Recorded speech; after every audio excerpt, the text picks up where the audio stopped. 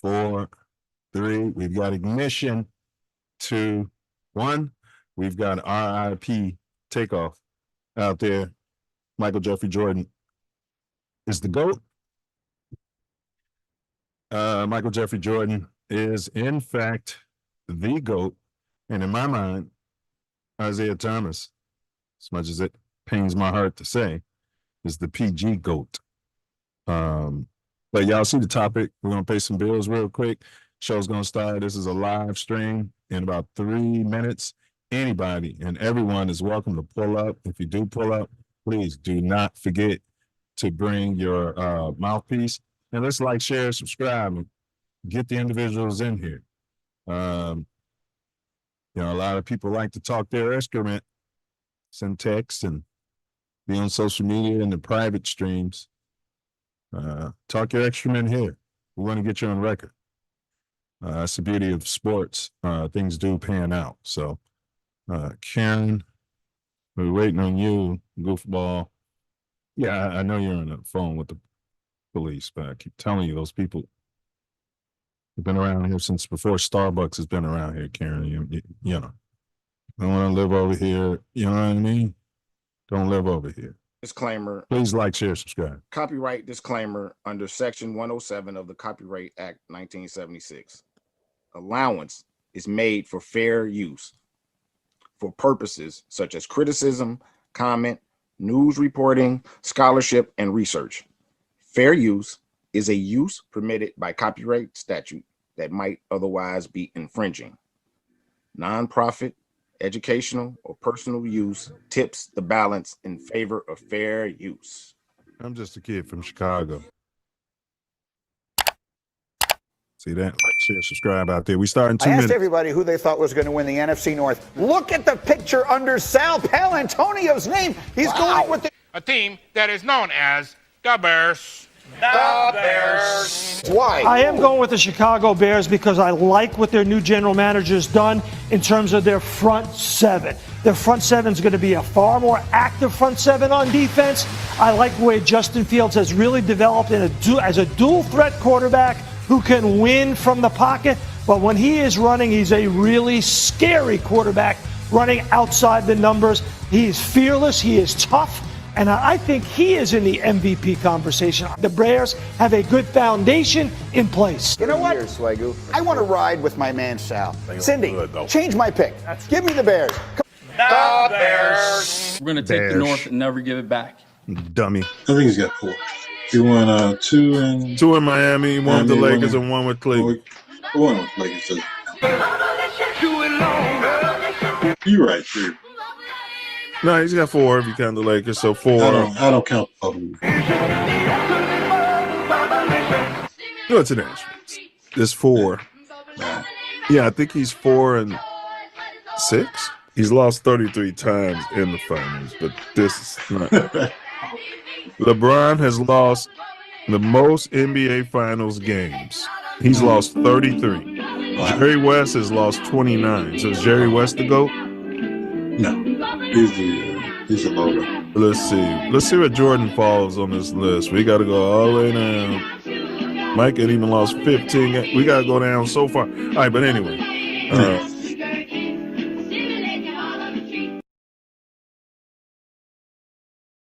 I was very, very angry because I was learning about the history of what happened to us, and that's what Roots did to me. It brought a lot of those feelings out of me, and I became very disturbed by it, and I became very angry, and I started to retaliate in school.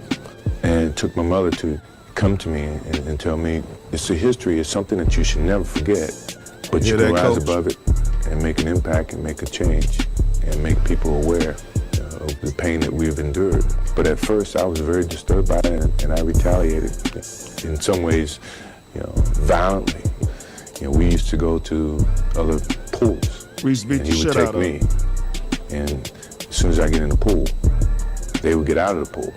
You don't forget your heritage, but you move forward in trying to make a better life for everyone, and that you always want to be viewed as a person. Reach back and pull someone with you.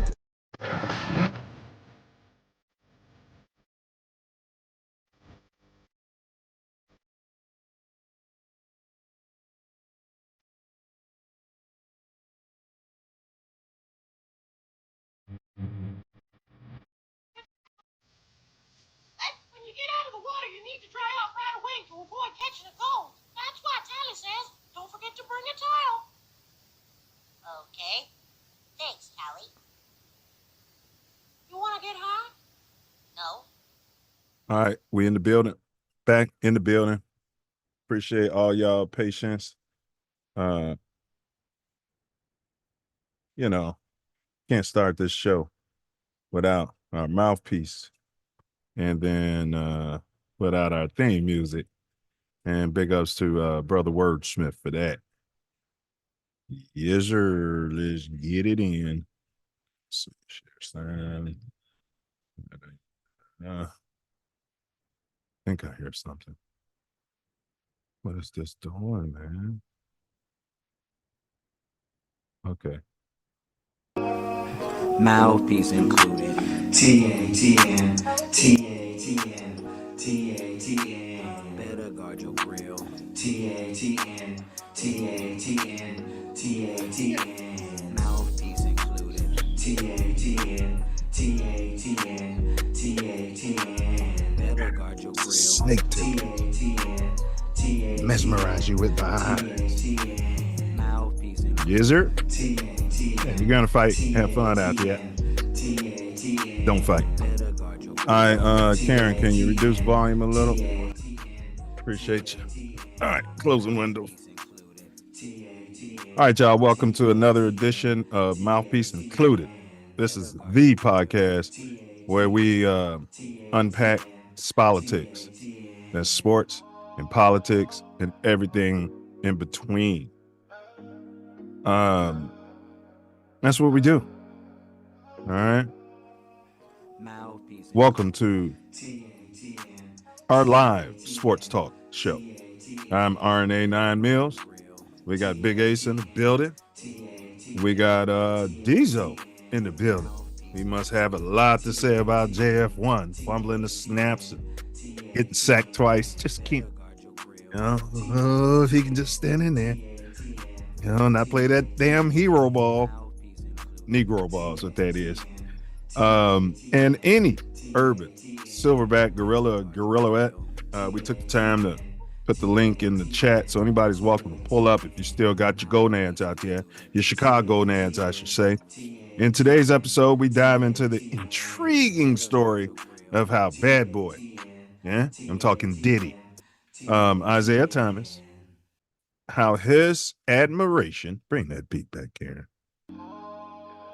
How his admiration for Michael Jeffrey Jordan took a dark, dark turn, leading to a shift from a complete and total man crush to MJ stalking and hate. Stalking. My sources are telling me he's all over his social media page and looking for dirt. He's got a whole team full of people. He's working with LaMerica, LaBlame James. They're all part of the same thing. And we'll get into that later, in my opinion, allegedly. Now, in addition, we're going to be discussing the Bears training camp. They had a couple preseason, the Buffalo game we're going to talk about. We're going to tackle some of the most controversial topics of the last 2 weeks. So join us as we go ahead and break down these stories. We're going to offer our unfiltered insights and opinions on how they impact the world of sports, our culture, and beyond.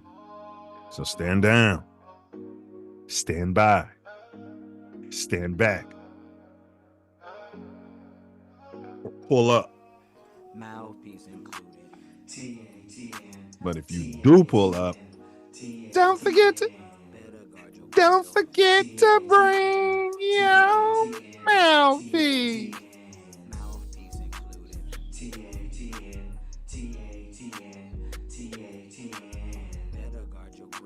The views expressed in today's podcast are merely those of the host and guests and are not necessarily reflective of TATN or any of its affiliates. All right, let's get them in the building. All right, we're going to start out with Big Ace, Jackie Robinson's finest. He's going to give us at least a minute worth of hubbub here as we share the link. Ace, I think you're the co-host, so you should be able to jump on here. And then we're going to get Diesel in here there, fella. You got any hubbub? And Diesel, you can pop up too. Mouthpiece included. TATN. in. What's going on? What's going on? What's going on? It's Bet down, football. bet down, bet down, bet down. We two preseason games into football season.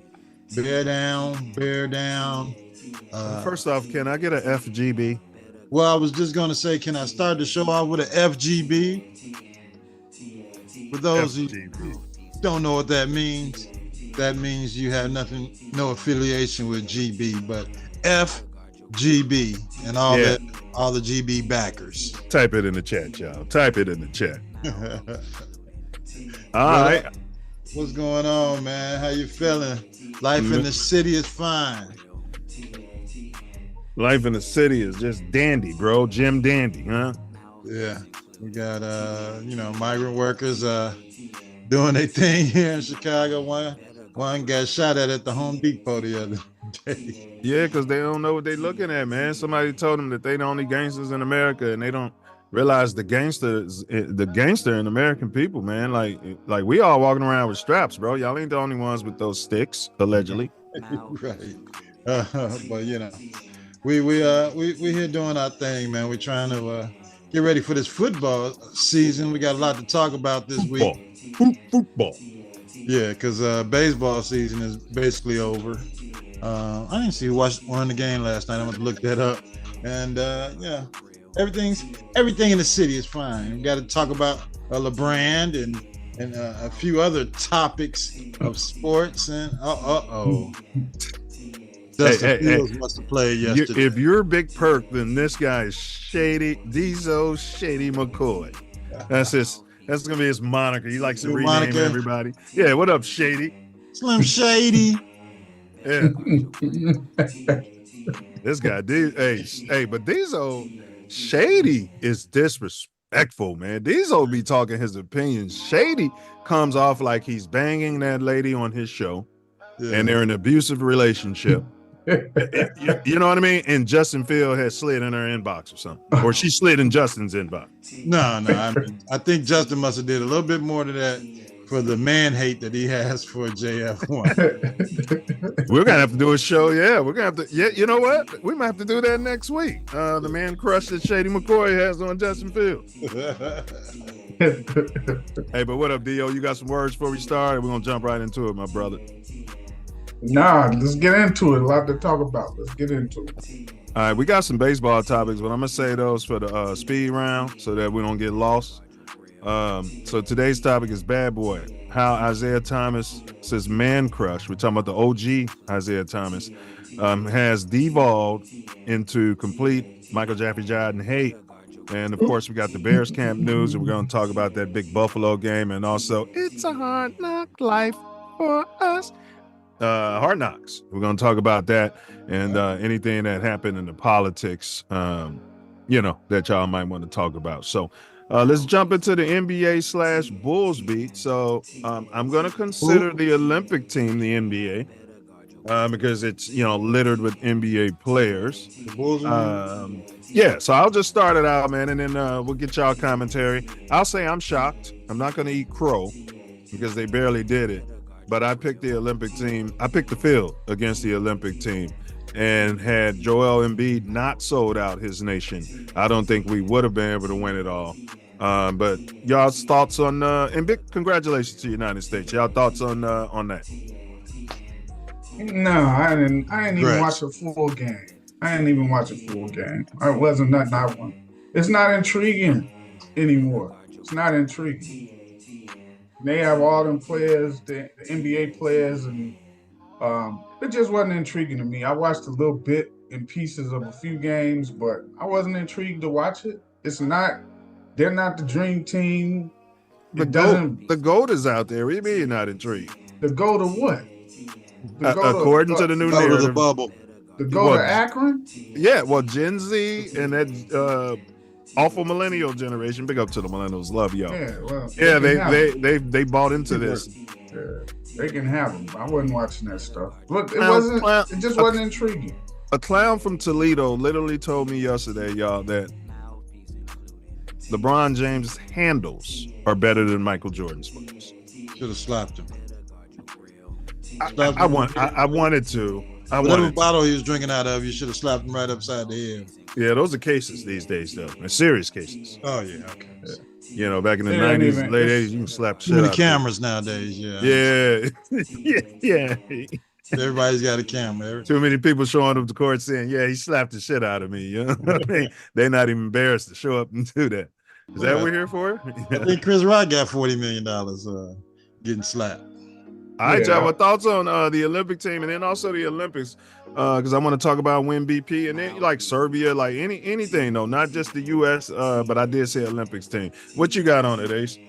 I really didn't watch much basketball. I was probably watching more track and field than I was basketball, and you know, I just got caught up watching some of the other sports that are Olympic sports now, like the break dancing and now the skateboarding. You know, I don't know who's on the Olympic committee and makes these Olympic sports, but you know, hey. Nah, man, watch no damn break dancing. When we were all into it when we were younger, they wasn't about to have a bunch of black folks up there. Man, they was trying to lock your ass up for going down there on the water tower. And I didn't watch it, but because it's worldwide. Yeah. And because you know why? Because the Koreans are doing it. Now they like it because of K-pop. Nobody watching that. There's black folks and Puerto Ricans. They wouldn't dare have us all. Puerto Ricans. They had a Chinese girl breakdancing for the United States, and this girl from Australia looked like she had Tourette's while she was breakdancing for Australia. I mean, the fact that this is an Olympic sport in 2024, and you ain't got. She came out there with Tourette's. She thought she was popping. I mean, you got to see it. I'm gonna send you the video. You got to send me that video. It was the worst. It's the worst. Yeah, she was awful. She was god awful. I've seen the clips of her. That lady Cosmo, you know, big up Cosmo D. Appeared on the Self Love show. Great artist, break dancer. Like, man, bro, from the southeast side. Yeah. He would have bust all their ass today at his age. Yeah. I bet you he could have. But Well, that's he why can't I know spin on the head anymore. But you know. I got no love for that, man. When we were all into it, and it was predominantly a black thing, they would have had no parts of that, no consideration. How dare you even think that you're gonna put this on in the Olympic Games? So, criminals running around with those big radios and we should have international rap battles next, bro. You know, and you have international judges. You know, you can have producers, you know, maybe you would link the producer with the rapper, you know what I mean? And they got to come together and be like a team and see who wins this. You know, America probably should dominate for a long time. They'll have the audio. Let's see them have a perculator contest. Footworking. Put that on the Olympic. Yeah, footwork. Hey, what about Chicago steppers? Let's get out there and do that. Yeah. Might as well. I can see them trying to put something like that into effect. Like, hey, we got this stepping contest now. Yeah. You know. Yeah. What about the saxophone? Why don't we just have a the sax? We all like the sax. Why don't we have a saxophone playing contest? You know what I mean? All right, but big ups to the women's team though. One thing, but they had a tougher gold medal game than I thought. But big ups to them. One thing about them, bro, they take care of business, no doubt. Yeah. I mean, when's the last time you heard of the men's soccer team winning anything? Yeah. All right. With the basketball, man, it's like it was more intriguing years ago because you had U.S. college players competing against their pro players. That was before the Dream Team and stuff. That's how it used to be. Right. And then they got fed up. We got fed up and like, listen, we lost. Our pro players need to be able to compete against their pro players. Right. Right. And then that's what brought on the Dream Team and all of that. But it's just, I don't know, it's not intriguing to me anymore. Because for one thing, those guys overseas, they're playing pro ball when the kids here are in college. At 13. They're drinking beers and smoking shithole cigarettes at 12. Hey, Noah Amin said, what up, Ace? What up, bro? What's going on? Yeah, I don't understand why some of the older players were playing. You got to mix up the teams. There's no reason for how many gold medals has LeBron won? But well, he's making his GOAT case. You know, he's going to give these millennials and Gen Z more nonsense to spew. That's what he's doing. That's the only thing he's doing. Nah, it's ridiculous because half of those players, from the dream team and stuff, they couldn't complete in the Olympics until when they did, unless they was in college. And he never went to college. So, and Jordan so it's still like, got as many goals as him. I mean, I can understand for Steph Curry, it was his first gold medal, but come on, LeBron. Get that spot to somebody else. Go rest your knees. But I guess he wanted to get his kids over there and set himself up as being the oldest Olympian and the next Olympics when they play in LA. So, well, did y'all hear Paul George? He's on the podcast, and he called LeBron James the MVP of that gold medal game. He started talking about he was doing all the little stuff. Bro, all of a sudden. I didn't see the game, but come on, man. Man, it was another NBA player like y'all tripping. He had the same look Diesel just man in his face, man. And he got quiet too, because he knows big. LeBron's machine is big. You know what I mean? Yeah. I mean, I think the only thing I saw was the 4 3-pointers Steph Curry hit to close the damn game out. Now LeBron the MVP of the game, man. Yeah, so I mean, and that came from Paul George. It's like you know what? Do you have his penis in your mouth now, or is it? You know what I mean? I mean, it was probably a statement that Rich Paul told him to wrote it up. Yeah, complete after the winning of the gold medal. All right, I'm gonna need you to go on and make a statement on the podcast saying that LeBron was the MVP of the. Well, I think it was either Embiid or Curry. And I wouldn't have given it to Embiid because he sold his nation out. Had he not sold his nation out, I don't think the U.S. would have won. But go ahead, Ace. They were they're lobbying for LeBron to be the MVP of the Olympics, and that's probably the reason they came out with that statement saying he was the MVP of this last gold medal game, so they can give him another thing that Michael Jordan couldn't win because it wasn't available. You mean the Olympics? Yeah, you're right. Yeah.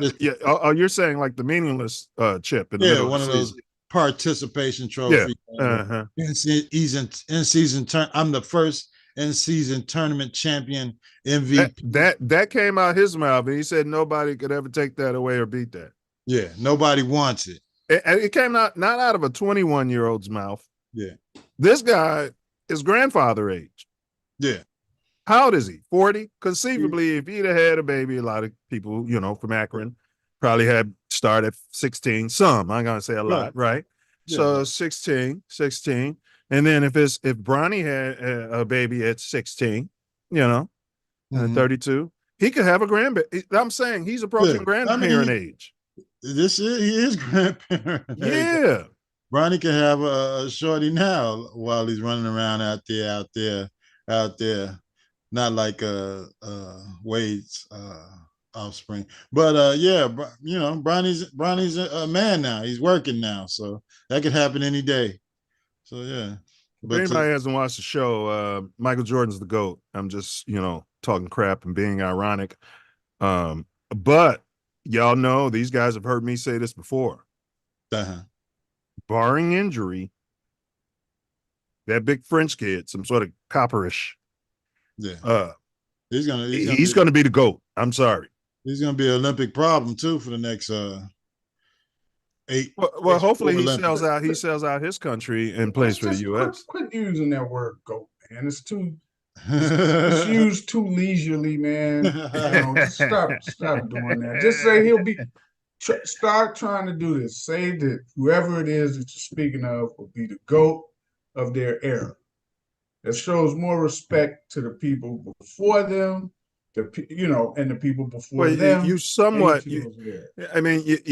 sound like a genius. On the other hand, it's yin and yang. You sound like a complete buffoon. Not yin and yang. All due respect.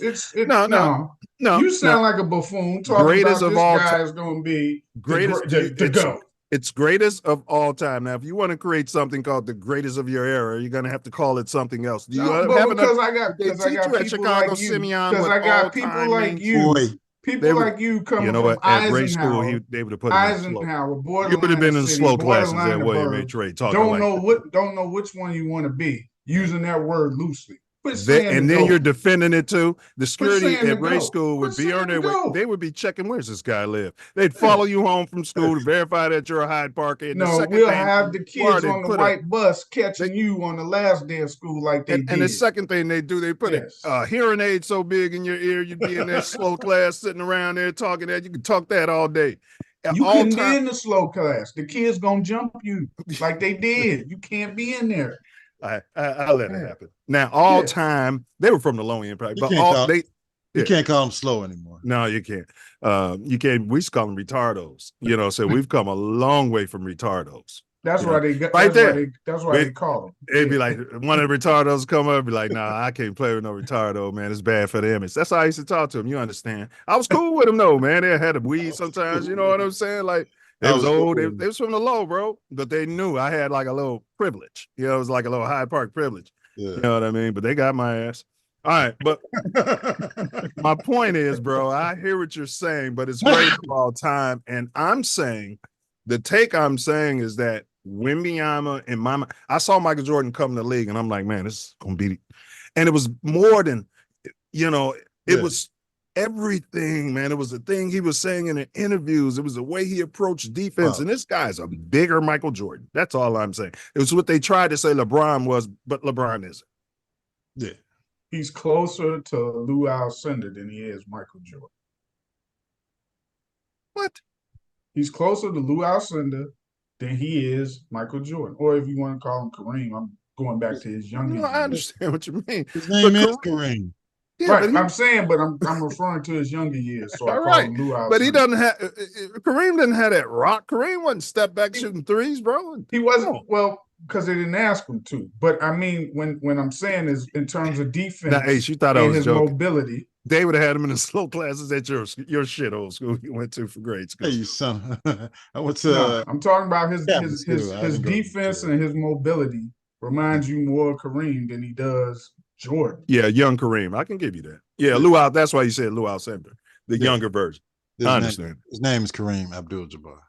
Yeah, but he was referring to when he was Lou Alcindor. When he was a slave. If that's what you want to call him. I mean, okay. All right, y'all. Bad boy. How Isaiah Thomas's man crush. You ask him one, he'll tell you the same damn thing. If that's what he wants to call it, I mean, that's on him. He calling him that. All right, y'all. How bad boy.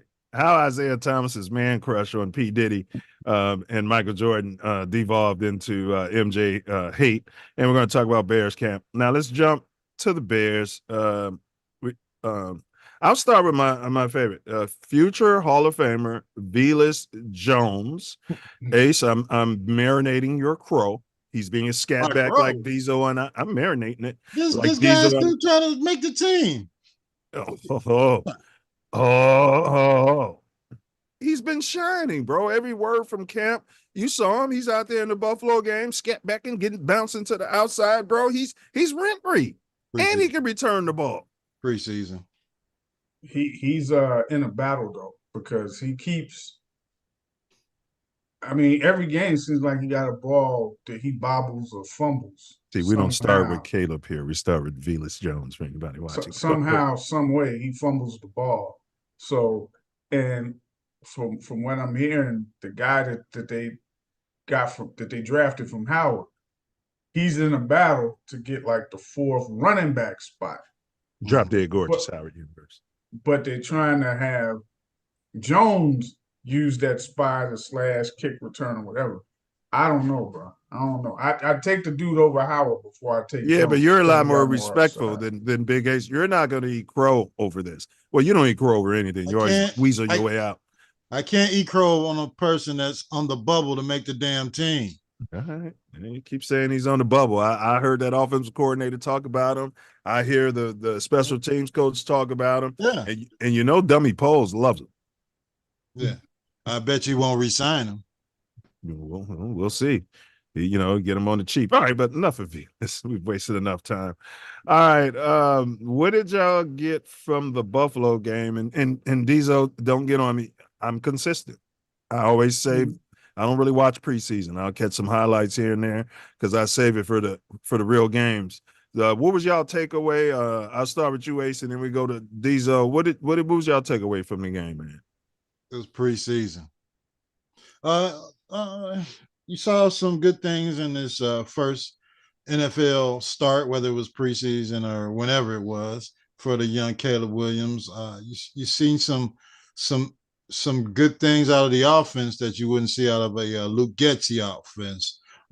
He made some good throws, pump fake, made some decisions, made some throws on the run, things that we've been looking for from the last few years out of JF1. And hopefully that'll develop into some more consistency on the football field when he's playing against the ones the whole game. But look, it was a good game. I mean, this guy, he had to bring up JF1. All right. Yeah. We're not there yet, but I mean, we can't even talk Bears without JF1. Well, I mean, he was our quarterback the last 3 years. Yeah, you guys gonna have to get over it. That's what y'all tell me. Right. Yeah, I am over it. We got a new quarterback. I'm not. I'm clearly not over it.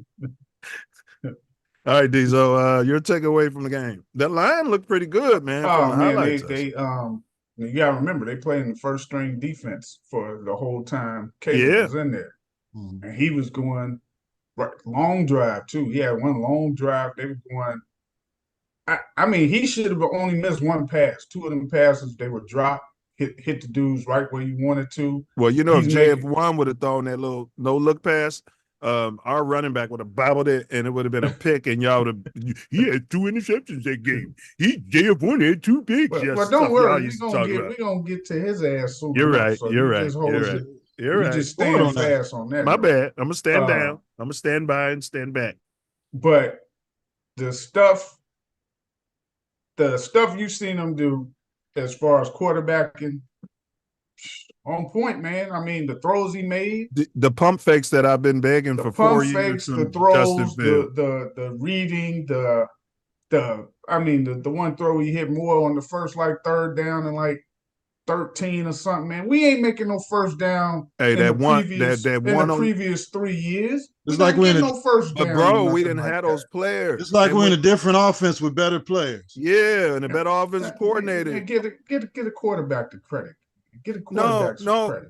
I know what you're saying. We got better this, better that. He ain't out there playing by himself. The quarterback got to make that throw. He got to make that throw. And Justin, man, we'll get there. You're right. Go ahead. We're talking about the Buffalo game. You're right. We're talking about the Buffalo. Again, so he should have had 1 incompletion. He was what? 4? You see this when we used to talk about the drops those bums had with Justin. We couldn't do this. No, because he still finished with a 1-on-1 QB rating, right? So just think if them other 2 balls don't get dropped. And the one ball that he threw incomplete, I don't blame him. I would have threw it incomplete too, because the dude from where he was kind of in front, so you don't want to take that chance to throw that ball there if that guy undercuts it. So you throw it back and just But I saw a comment. I saw a comment on the Bears stream, and I thought it was perfect for this scenario.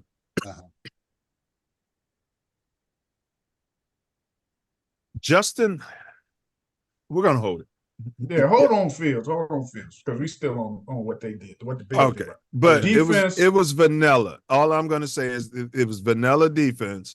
And what I'm saying is, Diesel, you could have. Everybody's all like, "Oh, he's reading and look at his pre-snap reads." First of all, they simplified everything for him, which we were begging for them to do for Justin. And second of all, it was vanilla. Talking about fucking Fields. It was vanilla. We ain't on this dude yet. Now, if you want me to jump on him right now, get on. You're right. No, okay, I'm wrong. So we're talking about the Bears. So you hear that, kids? Look, I can say I'm wrong. He's right. Is it preseason? Shooting him with a Draco. But it was against the first string defense, and you seen what the Bears' first string defense did to them. What they have for the game? 6 points? Yeah. But that was, but the first string played. We only had 13. We only had 13. Yeah. So, but overall for the Bears, man, I thought it was a solid game from the first stringers that played, the defense that played.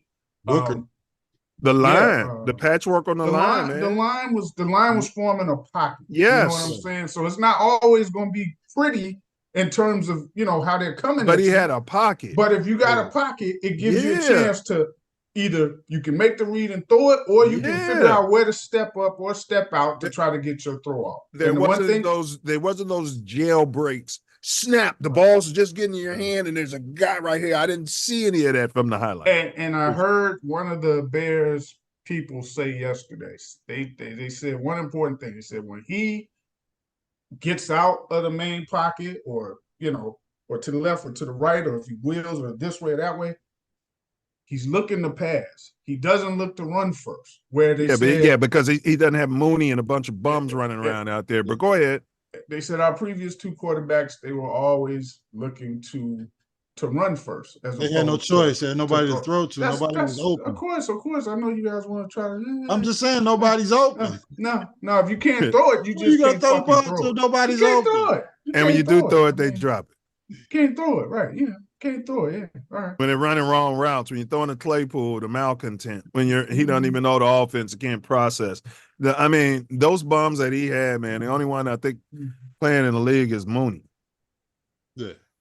We're talking about Trubisky when he took him to the playoffs twice. Yeah, he was on the other side of the field. He's still a bum. Yeah. He took him to the playoffs twice, so he's speaking to him too, saying even when he used to roll out like that, one of the he better wouldn't throw he wasn't rolling defenses. out to throw, he was rolling out to run. Who was Trubisky throwing to? Who did he have? That's what I'm saying. You tell me.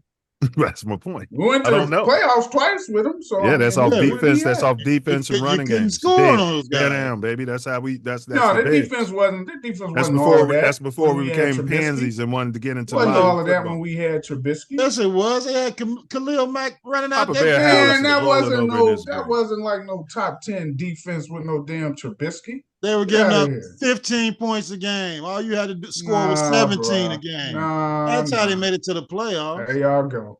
All you're doing is trying to co-sign for Fields' lack of production. I'm telling you, the defense they had, man. They weren't giving up. No, their defense wasn't all of that. The defense was okay. Well, the offense That's ignorant. They're ignorant. That's ignorant. Exactly. You're saying the offense was Trubisky was carrying the team. All right, y'all. He's right. All right, well, let's go ahead since you guys are begging me to get into. No, I don't want to get into Justin yet. I'm not talking about Just. JF1 is no, we gonna. Hey, he ain't got to talk about. I'll do all the talking. All right, wait, we're not there yet. You guys are right. All right. How did Bayesian look? Bilbo Bayesian, a lot of Bayesian mania. Did y'all get any takeaways from him? Yeah, he's probably going to third string. He looked okay. Practice squad wasn't bad. He looked it okay. I liked the third stringer looked better than him again. Yeah, what? Ripken. Go ahead. I'm sorry. Yeah, I think Ripken. Go Bears. Go Bears. But now you're getting into hard knocks. Go Bears. But the third stringer, he's been playing. He's been playing. Yeah, he's been balling, but he's been in the system playing against Vanilla. See, I'm saying it about the same thing. That's what I'm saying. Against third stringers. Yeah, on the depth chart they got him listed as 3. Second. It's but Bilbo's going to process or Rippin as the second string right now. Oh, got you. Well, they got the Rippin dude there to help teach that offense too in the quarterback room. Yeah. So most impressive. What was you guys' most impressive from that game, and then least impressive? I'll start with you, Diesel. Most impressive, and don't cut him off. This is his opinion. Most impressive from that game. I would say it was Caleb Williams. I was impressed with what he did for what was it, like a quarter and a half that he was in there. I was impressed how he controlled the offense. He looked like he was handling it. He was making checks with the line and stuff like that. They said he's been looking like shit in practice. So it was great to, to see that he's a gamer, as opposed to this guy looks like a Hall of Famer in practice, but then he comes out there and he's fumbling the snaps. Yeah, so I was impressed with him. I was impressed with the defensive line, because we do need something opposite of Sweat. Oh, that big boy. Yeah, they've been talking. We need something outside of Sweat for the other side to be able to generate a pass rush. And they were actually on point. Like from them to the second stringers, the third stringers, the line played, man, they had like 7-8 sacks yesterday. So I was impressed with them. And the offensive line, I was impressed with how they kept making a pocket, for the quarterback. I like how they were making the pocket. So overall, I thought they played solid. The whole team, whether it was the first stringer, second, third, the whole team played real good. But particularly the line, the defensive line, the offensive line, and the quarterback play was. Did you have any concerns? I mean, anything that you saw, you said, you need to clean this up, clean that up. Look at him. Not really, because it's the first technically, it's our second preseason game. So, and let me explain why, and then I'm gonna throw it to you, Ace, because you have professionals on this roster now, right? Not a bunch of haphazard rookies and Velus Joneses running around. And if he could, you've got professionals in the locker room, and you're not just dependent on this rookie to be the only thing that's here. You've got good coaches, offensive coaches who actually know what they're doing and what they're talking about. So what you're saying, I mean, all of it is all encompassing. You know what I mean? Yes. And big ups to the Bears for at least fixing it. And that's something Dummy Pose did say. And one thing I want to point out, because and then we throw everybody. Most impressive. Everybody refers to, the comparison as to what CJ Stroud did last year. But the one thing you got to remind yourself is what he did last year, that's like almost the best rookie season for a quarterback. It's arguably for the best rookie season for a quarterback. And Andrew Luck. And Andrew Luck also came into a good team. Go ahead. Yeah, so you got. I just try to remind people, like, look, it's gonna be throwing to Marvin Harrison as a rookie. It's gonna be a progress for Williams, but it's good to see how he looked in his first game against first stringers. So it's a good look and good to look forward to going forward. Well said. Good take. We're going to throw it to Ace. Hey, Jaden Daniels looked good too, though. But go ahead, Ace. Most impressive and least impressive in your rookie game. And my boy, Michael Penis. I wanted Michael Penis, boy. The Bears should have got him to stay with Fields. But go ahead, Ace. The Bears didn't want any quarterback controversy. So they got who they wanted, and that's Caleb is our quarterback. Probably, Caleb, It is a preseason game. It was his first game, and he's a generational talent, according to everyone involved. Well, best since Andrew Luck, and it looked that way. Go ahead. Yeah, so I was impressed with his play, his ability to decipher and go through his reads and progressions, and hit his receivers with accuracy, which we have, we've been 50-50 the last few years with accuracy. So if he can keep that up and get more consistent during the games as we progress into the regular season, I was pretty impressed with the way he played yesterday. Hopefully this Austin Booker kid continues to ascend, gets bigger, stronger, faster. But he was killing them on defense yesterday off that defensive end position. And we get to the middle of the season, this young guy still got a motor like he's got going on the other side of Sweat. The Bears, you can't pass against the tackle. Wasn't it a tackle doing something too in that game? Trying to think what his name was, but I kept hearing him. The guy you talking about, Booker, he was making, and then they kept saying one of the tackles. I think Javon. Papa Bear Haller said, y'all, neither one of y'all mentioned something that they've been talking about in practice. So while all the shitheads in the media have been talking, local media, hey, how's Caleb and how's it looking? And they're dropping balls. That running game. One thing that the Bears offensive players were saying that our running game is tight. And man, they were hitting those blocks like it looked good, bro. And Buffalo defense ain't shitty.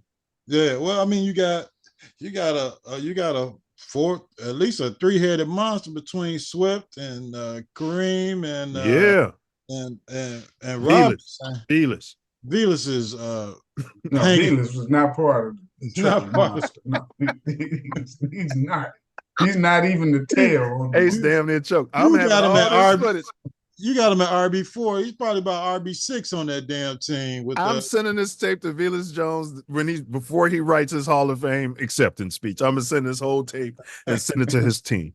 I hope he gets to that point, and I hope he gets to that point as a Bear. But as of right now, he better keep playing hard. All right, well, who's your number 3? You're saying Roshan Johnson. Yeah, Johnson. Yeah, Michael Jordan, number 23. Yeah, I like him. Yeah, he's a tough kid out of Texas. Yeah, he was doing some dirty work for us last year. Yeah, complete back, and he's got that Bear in him. You know what I mean? Yeah, he said he want to be a Bear. And I want the guy, the 4, that rookie from Howard. I'm trying to see him make the team, even if it costs Velus his spot. Is he I want him copper on the team. Yeah, man, it's a black dude, darker than all of us. But I think he probably his best. Well, I got to ask because Kamala's not black. She went to Howard, so I'm not going to assume that you're black just because you went to Howard. That's all I'm saying. He probably be on the practice squad if somebody doesn't pick him off there. But if he continues to have a good preseason, then you got to put him on the roster. He had 2 touchdowns yesterday. He ran for like 47 yards. How big is 5 carries? He's a small guy. 5'9", 5'10". Oh no, that's Velus's job. That kid's smart. He can fall back on his education. He went to Howard. He's probably processing good. You know what I mean? Go back to school, kid. Vice president. Yeah, get on practice squad. How about you watch the game and then you talk on which one didn't make the team, go back to school. I seen the game. The dude was balling. And that's what they said. The game, he looked better than Velus Jones did when he was playing. So. All right. So now, and Velus Jones did fumble the ball. They just recovered it. Yeah, he fumbled the damn ball, man. It's like, I don't know if it was a kickoff or a punt or something. Man, fool got the blue. Did he? Oh, yes. That's your guy. He fumbled the ball. They just the Bears recovered it and went out of bounds. It's freezing. Look, if Velus was as bad as you guys said, he wouldn't be on an NFL roster. All right. But they spent a 3rd round pick on him. Yeah, so exactly. Because he's special. You try to give him a chance. We spent on Devin signing bonus, and he's got some guaranteed money. I mean, he can at least play out if he can make it through his rookie contract. God bless Velus. Bad boy, Isaiah Thomas, man crush. Now we want to real quick. JF1's debut in Pittsburgh. It was a mixed bag of shells. He came out there. He went 5 for 6. He threw some ropes. Talk your ass off. Pocket wasn't as clean as what I saw Caleb, but I just watched the highlights on Caleb. Justin didn't have a clean pocket like Caleb. Okay. He botched 2 snaps. They were both recovered by the Steelers. One, though, even centers, bro, in the NFL, they said one of them was super high, but they said when it's happening twice, that's an issue of typically you blame the center. They say you always blame the center unless it's a black guy back there named Justin Fields. Mm-hmm. Now, and 2 sacks though. Now some people were saying he was standing back there holding the ball again. He didn't have enough time. I mean, it's man. He's Murphy's Law, man. Anything that can go wrong will go wrong. You saying he snake bit? You know what he does? He's looking shell shocked. It's similar to like what he's shell shocked. You see his It's hair? similar to what he would do with the Bears. He'll be doing some good stuff, good plays, and the timing of his bad plays usually kill drives. So you kind of end up with no points. So you moving the ball, and then you get a fumble snap or something, or you get the sack. And they conditioned that fear in him because I heard him in the post game saying. Because he used to say it a lot with the Bears. Well, you get behind the sticks, you get behind. Hey, fuck that. You get behind the sticks, you get up there and you make a first down. That's the way Caleb be. You know what I'm saying? Like, but that's part of football, getting behind the sticks. It's like with him, if you get him to in 3rd and 10, 11, 12, or 13. Get him off schedule. He's going to check down to the back. They're going to get stopped like 8 yards and you ended up punting. And that's what happened to him on one of them drives. He got sacked. The next play is like 3rd and 14, I blame 15. Gatsby. That's Gatsy's fault. He throws the ball, check down, boom, no first down, you lose the ball. That's so Gatsy's fault. It's similar to the same kind of things that he had with the Bears, where he'll show you some good stuff, and then when he does the bad stuff, it's like at the worst time. You know what I mean? Like if you want to get sacked or something, you want it to be like on a first down, and then you got 2 downs to try to make up to get those yards back. So his stuff comes when it's like the worst time of the game in terms of him trying to score. It'd be like 3rd and 2. Now he done got sacked, and now it's 4th and 11, and we're out of field goal range. Yeah. I think he just needs to get his confidence back. Playing behind a terrible line for these last 3 years, working with Getsy as offensive coordinator, and I don't know how long ghosts. He's seeing ghosts out there. Yeah, he's seeing his own damn self. That's what he's seeing. He's anticipating. No. We've heard you poop on him. Now let's hear a rebuttal. No, you ain't heard me poop on him enough. I mean, we just heard you, but we just listened. Did you see his coach? His coach was a believer in him. He's saying something nice about Justin. Sitting over there. No, he's standing over there on the sideline like this. His first game. He's standing over there on the sideline like, if this dude makes another self-inflicted wound, man, I'm telling you. Tomlin blamed the team. I think he's still anticipating the bad line play. Well, if he's blaming the team, then how about this quarterback get up there and get that line and stuff where they doing everything? They will. It's the first game. It's the first preseason game. He was 5 for 6, bro. Did you see the passes he was making? You ain't talking about that. Again, you said he can't throw. You have been on record saying he can't throw. He threw 5 lasers, and the 6th one was dropped. So he would have been 6 for 6. Man, what good is 6 for 6 if you fumble twice and ruin your drives, or you get sacked twice within that drive? Yeah, so you still go 6 for 6, but you ain't got the ball.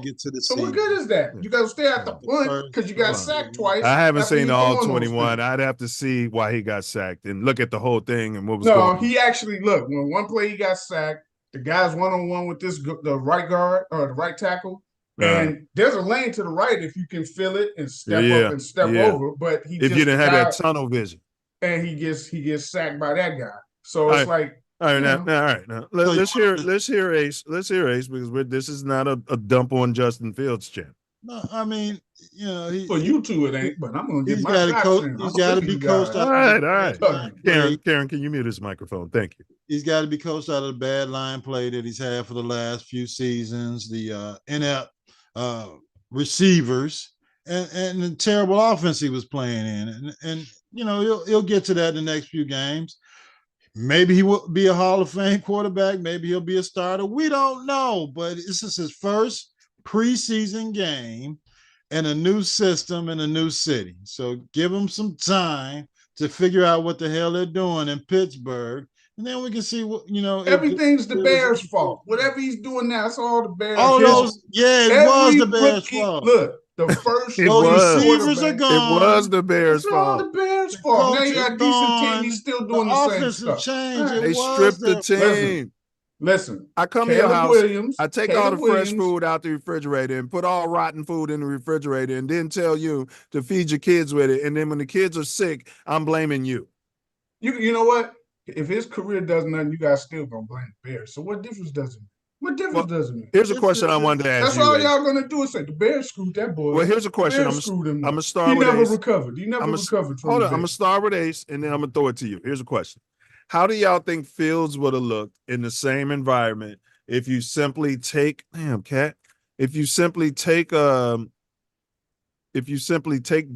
out of the put Justin in there where Caleb was? How do you think with that 5 for 6, how do you think the Bears would have looked? That's all I'm asking y'all to do. Ace and then Diesel. The one where he was 3rd and 13 or something, punt. You know what I'm saying? You're going to be punting. He'd have got sacked on the one where he improvised and dumped it off to my man Swift for 40-something yards. He'd have got sacked on that. We'd have punted on the other play just like he does. Bro, with all the stuff you talking, we only had 13 points. The offense wasn't getting the ball. Caleb Williams, Jaden Daniels. And you'd have blamed Justin for that. And McCarthy. Them 3 rookies, all of them played better than Fields yesterday. All of them. Every single one, I watched their games. They all look better than Justin Fields. And he's been in the league 4-5 years. So he went 5 for 6, bro.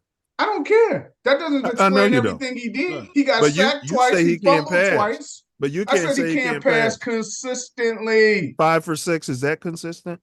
No, because he got sacked twice in between it. Okay. You leaving out all of this stuff. You see what I'm saying, Ace? Short bus. No, man, he couldn't even.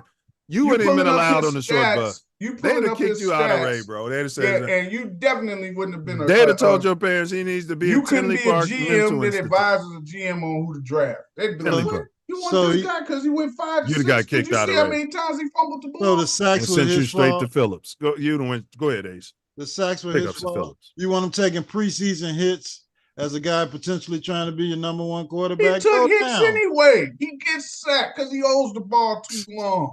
That's what he does. He gonna get sacked. Okay, No, he should have. they're ignorant. That's ignorant. Yes, They're ignorant. That's So what ignorant. are you saying about the Buffalo quarterbacks that gave up 7 or 8 sacks yesterday? Yeah. What about them? They were getting rushed. They got the Bears had a good pass rush. They was Oh on my them. gosh, this guy is It was unbelievable. on He's them. he's It unbelievable. was on them.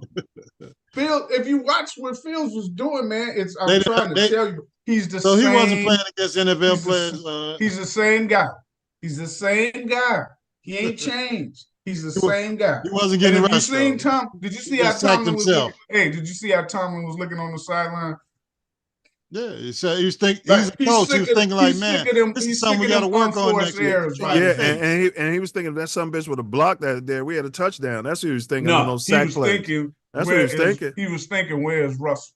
Tomlin what he was thinking. Tomlin talked about the team. They asked him about Fields. He said there were some good things and there were some bad things. I said 5 for 6. You can't even say, man, he looked good on those 5 for 6 plays. You sat up there out your mouth and said, oh, but he got sacked 3-4 times. So that's the difference between guys like you and guys like Eberflus and guys like Tomlin who win every year. He kills drives. He's gonna kill himself every time. He's gonna do a little good. And then at the worst possible time, the defense is going to give up 14 points in the fourth quarter at the worst possible time. The coach is going to call a no-brainer on 4th and 1 and call a little scat screen or instead of you know what I mean. Yeah, and it's all his fault. I know. He's a drive killer. All right. He does it all the time. He ain't changed. Same dude. Everybody Same dude. was learning. Everybody was learning. Those guys that didn't learn, they were gone. They're gone. Did you see him? Hey, did you see him in the? Hey, did you see him in the interviews after the game? I saw his hair. JF1. He was looking like he went to Carrot Top School of thought with his yeah. I was like, yeah. He probably went and he'd be smart to go work out. That's the only person I'd be listening to is the guy out there in KC. Yeah, Carrot Top should start a camp. You know what I mean? He'd make more money than Manning's at this point. All right, here we go. We're gonna start the speed round, then we're gonna get on topic, y'all. This is the MEP speed round. All right, you guys got 30 seconds each on each topic. The first topic, B-ball genius. So Luka Doncic was apparently voted in by a lot of colonizers or what have you as the smartest player in the NBA. I didn't do any research to know what the metrics use. What? Yeah, I'll start with Diesel. Diesel, you got 30 seconds, and then and Karen Kill, Ace Scamp, Karen, mute Ace, and 30 seconds. Let me kill my camera too. All right, let's see. There we go. It's a cap. If he's the smartest player in the league, it's a cap. And from what I noticed, he's a gun. A lot of times he guns with just shots that you shouldn't be shooting. So, yeah, that's a cap. He's not the smartest player in the league. No. Who is the smartest player? I don't know, but it ain't him. I watched him enough where he's taking shots with 2-3 people on him, 3-4 steps behind the 3-point line. The smartest person doesn't do that. All right. Smartest person don't do that. All right, great take. Karen, let's get Big Ace in there, and Karen, if you can mute Brother Diesel, and all right, Ace, same question. The B-ball genius, drop dead gorgeous, smart, Luka shithole country, Doncic, smartest player in our league, in our American game of basketball. Let's go. What the hell is the metric to make Luka Doncic the smartest player in basketball? Maybe what criteria to use? Winning a championship? He hasn't done that. MVP? He hasn't done that. Oh, he come from a shithole country. He's done that. He's drop dead gorgeous. So I think that's what they use to say he's the smartest player in the league. I don't believe it, and there's no way to say that Luka Doncic is the smartest player in the NBA. Super. Who is the smartest? Jaylen Brown. All right, keep Diesel's camera off because we're gonna start with Ace in the next round. I agree with everything you guys said, so no need to pile on that. I disagree with the Jaylen Brown being the smartest player in the league. He's probably the dumbest player in the league, so we're gonna disagree there. Pick up to Jaylen Brown. Disagree. Did you see that finals the year before last? Are you kidding me? Smartest player. This guy was a turnover machine. Yeah, he was MVP of the finals this year. So he got smart all of a sudden. Smartest. All right, you're a recentist. He got smartest just as Luka Doncic. All right, he's being a recentist for you kids out there. All right, he also got a $300 million. Yeah, Jaylen Brown is nowhere near the smartest player in the league. No, hell no. No. The statement is an oxymoron, period. So all right. I hope so, because I'm starting to think that they would short bust you too. You guys would have been jumping on me at race school. I'm like, they put y'all in the retardo classes. Oh, to have fun. Like I kept telling y'all to stop saying that shit around here. All right, here we go. You know, around these pink people. Smartest player in the NBA is oxymoron. Yeah, very true. All right, here we go. The next topic: Sox canned their manager that they just hired.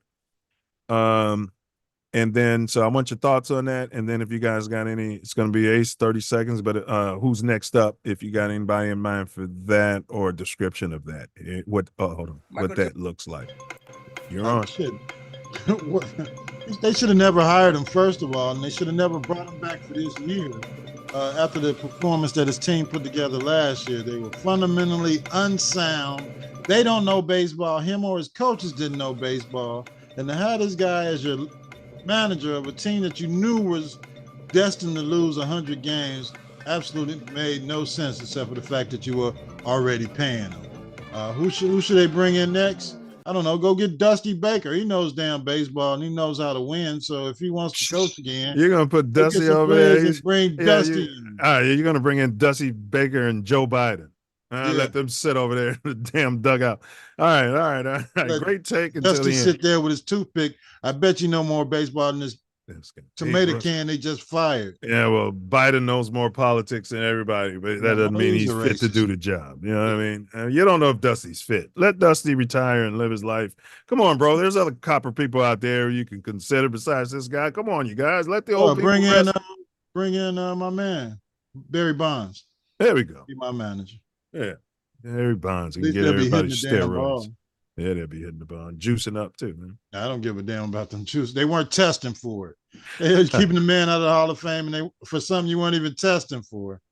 All right, Karen, we're gonna start Diesel's camera, and Karen, let's go ahead and mute Ace. Great take though, Ace, until the very end, in my opinion. All right, kill my camera, Karen. All right, your shithole Stadium White Sox on the beautiful, drop dead gorgeous part of town, I may say, with gods and goddesses on that side of town. The South Side, big ups. Your thoughts on this, and do you have anybody in mind next up? 30 seconds. Hold on. There we go. So yeah, they shouldn't have. First of all, whoever they made the general manager is premature. I don't like him as the general manager. So that's the first mistake, because he's the one who hired this dude as the damn coach. So he was a bad choice from the get-go. Shows in the record is an indicator of how good they've been in some of the games, because they've lost a whole lot of games in the 7th, 8th, and 9th inning having the lead.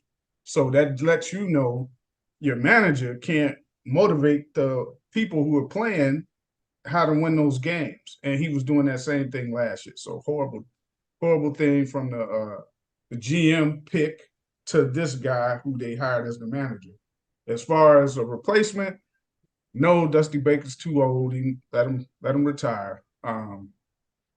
Barry Bonds, absolutely not. You'll have half of your team suspended for, doing stuff they shouldn't be doing. Allegedly. You know what I mean? Who could they get? We got to get Ace. You know what? I know they don't like to do it, but I can see Ozzy at least motivating these guys to play in the game the right way. Until you find a regular. Ozzy should be the GM, bro. He's reached GM status, and then you entrust Ozzy to bring in because he's a stronghold for the organization. He ain't going nowhere as far as the organization, right? Yeah. So he's the kind of guy that you can say, hey, Isaac, can you come in, manage these guys? Yeah, but so you we can keep find you keep leaving the minorities and he's subservient. If Ozzy was drop dead gorgeous, he'd be president of the team by now. That's what I'm saying, bro. Like if you love his ability to manage at this point with his experience, Ozzy should be GM But if not president. that doesn't And then, mean to answer your first those are solution. those are two different types of positions. He may not. Yeah. He may not know how to evaluate players to that effect. Sure, When you're a yeah. GM, Yeah. you got to deal with salary cap, drafting, Yeah, you pay all of somebody that to do stuff. that. So he may Pay not somebody to do that too. That may not be his Just forte. say he's a dumb immigrant and you don't trust him processing at the high levels, if that's what you want to say. You know what? See, Because if he was blonde-haired, blue-eyed, you wouldn't be saying anything about his ability to learn. Don't they got a blonde-haired, blue-eyed guy right now that I don't like him as the pick? Well, that's my point. They fired the black like guy. They fired the black guy, and it's been downhill ever since. Ever since. I don't So like replace him with Ozzy, who's been in your organization. Ozzy, I don't think Ozzy is the GM type. I think he's more of a person that likes to deal with players hands. I got you. And Day to day. I wouldn't mind seeing him as a temporary thing until they could get somebody going forward. Yeah. Why would he do that? Why? Right. Because he's a slave for the organization. He's a slave for the organization. He's not going nowhere as far as the organization is concerned. And you can hear him in the post games and the pre games how he talks. Like he sounds like, man, I could go out there and do this. I could go out there and do that. So they should have brought him back. They should have brought him back before it all went bad. They're 28-91. Nobody wants to. I don't believe that Gary Sizemore took the damn job. I don't know what the hell he was thinking. There's no way. Well, there's only a few of these jobs in the world. You know who I'd bring in? Yeah. I'd bring in Ryan Sandberg, drop dead gorgeous, smart, and Steve Stone. Nobody can analyze. I'd put Steve Stone. He's smart. I'd put him in charge of personnel. He'd be the president, handle all the money. Ryan is not doing none of that with his health right now. He's battling cancer. Stuff. Oh, is he? Yeah. Oh man, get well, Rhino. Yeah. Wow, I didn't know that, man. Yeah. I mean, wow. They just made bad decisions. I could have coached them to 28 damn wins. Come on, man. All right, let's go. You probably could have with the many games they lost. I would have won more games. I would have won more games. I guarantee you. All right, great job. All right, we're gonna start with Diesel on this one. It's something he sent me. Karen, kill my camera, and I want to hop in on this one after y'all. Diesel sent something about Tony Gwynn, sent some stats against all these Hall of Fame players and how he dominated them. So 30 seconds, you guys, you could talk seeing Tony Gwynn, his legacy, anything like that, his approach to the game. Big ups Tony Gwynn. Here you go, Diesel. He's one of the best baseball players to play in the modern era. He was doing film study when it wasn't even thought of. Wasn't even thought of. And that stat that he has where he faced Gladden, Tom Glavine, John Smoltz, Greg Maddux, and Pedro Martinez. And I think that, in like 300 and something at bats, he only struck out like 3 or 4 times against all of them. All of them. It's just remarkable. Matter of fact, there's another stat. That's time. 30 seconds. Okay, but just to throw this in real quick. Yeah. In over like 20 years, I think he only struck out in a game 3 times or more, 3 times or more in one game. You could count like on one hand. It was like some crazy stat like that over like 20-some years. Yeah. That is like for as many at bats as he would get, because I think he used to bat in a 2-hole. All right, Karen, we're gonna mute him. This is the map round here, fella. This is a map round here. 30 seconds, fella. That's the whole point of the game. Well, I know you're taking the map, so jump in and do your map. Right? 30 seconds. 30 seconds here, fella. I appreciate it. Great take, though. Karen, can you please remind the ones from the shorter buses? This is a 30-second take, and then you might get a few seconds afterwards to wrap it up. Thank you very much, Karen. Right. Chicago. Yeah, shorter buses. All right, here we go. Tony Gwynn, he was one of the greatest hitters in baseball history. I think he had as many strikeouts for careers these guys have in one season now, especially a guy like Javi Baez just goes out there and gets paid and just swings at everything. He swings like a little league hitter. So Tony Gwynn, absolutely Mount Rushmore of baseball, Mount Rushmore of hitting. I'm sure he wanted to win more, but you know, he did what he could to help his That's team. time. Please wrap it up. Yeah. So love Tony Gwynn. Hey, great take, both of y'all, man. Great take, both of y'all. This is the only one I want to hop on, and then we only got 2 more after this. 2 more after this, y'all. 30 seconds. 30 seconds. I want to hop on this. All right, here we go. Allegedly. Big ups, Tony Gwynn. When Diesel sent me that, I just had to harken back to actually watching all the Cubs games back in the day when I, played baseball. And he was the toughest guy. I hated when he came up. He was sitting there, I believe, number 2 in the lineup. And all he did was get a hit. He did whatever they needed. Had to move somebody over. He moved somebody over. He hit in a gap like he was just a purist.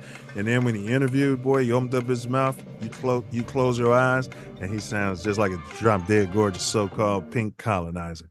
And that confused him. And big ups to Tony Gwynn. Big ups to Tony. Hall of Famer. Hall of Fame. Boy, the way he used that King's English. All right, this next one, we'll start out with Ace. Hard Knocks, y'all. I don't know if y'all caught it. If you didn't catch it, any thoughts, period, about the Bears and Hard Knocks? But you got 30 seconds here, Ace. And hold on a second. All right, here we go. You can start, Ace. All right, here's my quarterback. Caleb is my quarterback. But if I catch him on TV carrying another damn purse, we're going to have a problem. Oh, shit. First, he was in the coaches meeting. He went to the coaches meeting with a purse, and then he was walking to the preseason game at the Hall of Fame with a damn purse. Come on, man. Get you a book bag or a backpack, or have somebody else or your girlfriend carry the purse into the building. But, you're the Chicago Bear quarterback, and bear down. All right, it's a Merce. It's a Merce, and it's probably a burst because it's the Bears. All right, Karen, can we please get this brother back on camera? And all right, so it's about Hard Knocks. I don't know if you've caught any episodes, Diesel, and any thoughts you might have about the whole process. If you haven't, it's going to be 30 seconds. Karen, let's see. All right, here we go. Slip and slide. Hey, got no problems with it. Hey, you got to bring out a slip and slide to show them boys how to slide. This is how you slide. He slid too. And you see, he went and did it in the game. Just like it. And you see, I think he kind of thought about it as he was running, and he said, "Oh, here's what I've been taught." So I got no problem with stuff like that. The Hard Knocks. I mean, I never expected to see the Bears in the Hard Knocks anyway, but I don't mind. They gonna put us on TV like that, and you catch little excerpts and stuff. You can hear the DBs talking about some of the throws dudes making in practice. Got no problem. Hey, that slip and slide, man. My take on that was all Flus does is talk about injuries, and it's that boy. He probably shitted on himself when he saw that damn slip and slide, bro. If somebody would have tweaked their Achilles, if that rookie would have tweaked his Achilles on that, Flus, Poles, what's the other Ray that got running the organization right now? Supposed to get a stadium done and can't get it done. The Big Ten commissioner guy. Yeah, he's gonna come here off the street and talk about how he's from Ohio and what he did in the state of Ohio, and then go to the governor of Illinois and get all this money. That don't mean shit in Illinois. You better get some people on your team, Goofy. And it ain't that mayor.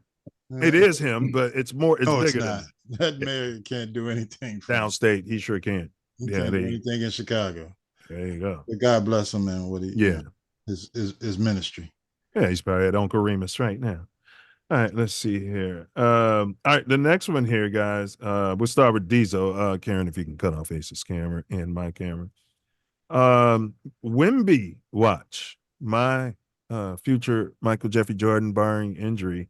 Were you impressed that he was able to lead France all the way to the gold medal game and has a silver at a very young Michael Jeffrey Jordan type of age? Here we go. No, not impressed at all. I'm not impressed with the Olympics. That stuff doesn't intrigue me anymore. So, I mean, look, we talked about him he's playing in the league. Yeah, love how he's playing in the league, with his ability to make shots, ability to handle the ball, and ability to play defense and block shots like he does. But he doesn't remind me of a true center. He's more like almost like a small forward in a giant's body, right? Because he's not like a power forward or center, but because of the way he can handle the ball and shoot, he's almost like And the way he changes shots, bro. Kevin Durant, like with Jack Sigma built into him from the outside. Bro, but and his long arms, he's in the passing lanes. He's changing trajectories of people's shots, man. Or like you said, like Lou Alcindor type. He's got his defense in the post kind of reminds me of Kareem back in his younger years. And he's got energy. He does got have that motor, he's got bro. A motor to keep I tell you playing. what, Bob Hambrick would have absolutely loved everything about him, and he's great to be with Pop. Oh, he would have had a field day with him. He'd have had a field day with him. He'd have averaged 17 points for Bob. He was only in Bob would have held him down. We're gonna show the white people how to be white. What is France? He played him at IAG. He went to Chicago. So. He should have went to Leo where he can win. Came out there to Eisenhower, he'd have turned the whole program around. Yeah. All right, here we go. One man show. Great take though, Diesel. That was a great fucking take. All right, win BP, y'all. Ace, I mean, what would he had to do to impress you? Would he had to have scored 30 in that game and won it, and then you'd be talking like me, future Michael Jeffrey Jordan? 30 seconds. Here we go. I mean, it was impressive for him to get them to the championship round of the Olympics. Period. He had some NBA players with him, Gobert and the guy from the Clippers, but for the fact that he get to the gold medal round and compete against the best that the U.S. had to offer in this World Championship was quite impressive. So the U.S. he's going to be someone for the U.S. to contend with for the upcoming future, the next 3 or 4 games, and I think he'll break through. Might get one of them. If you guys don't respect the French, just say you don't respect the French. But I'm going to ask you guys, and great take, Ace. I'm going to ask you guys to respect the copper in them. You know what I mean? And that should hope for something. It's because he was, enslaved somewhere else, and ultimately his family may have matriculated to Paris, and Usabo discovered Chicago. I bet you everywhere he goes in Paris, they ask him, "You're a basketball player, ain't you? You play basketball, don't you?" Yeah. You know what I mean? Yeah. They see me with the dreadlocks. They'll be like, "You're a musician?" I'm like, "Yeah, I play the Stradivarius, bitch." You know what I mean? Oh, really? How do you spell that? Yeah, you know what I mean? All right. Bad boy. Great takes, you guys. That's the end of the meth round. Karen, can we get this guy's camera back on, please? Thank you. Bad boy, we're going to get on topic. How the original Isaiah Thomas Sr., how his man crush, and we're going to explain that shortly, devolved into Michael Jeffrey Jordan hate and stalking. That's what we're talking about now. Remember, the views expressed in this podcast are those of the host, guests, not necessarily reflective of any of the affiliates or TATN. All right, y'all. Short history of Isaiah Thomas. Any one of you can start. Like when I say, I mean pre-NBA. So I don't want any opinions of him, once he got to the NBA. But as you matriculated and you were getting older and you're hearing about this guy from out west, and he went to Indiana and won a chip, played for Bobby Knight. Tell us, firsthand. We don't want to hear about narratives. What was you guys' take on him, the man, the player, and everything? Now you're speaking from prior to the NBA? Yes, sir. Pre-NBA. Yeah.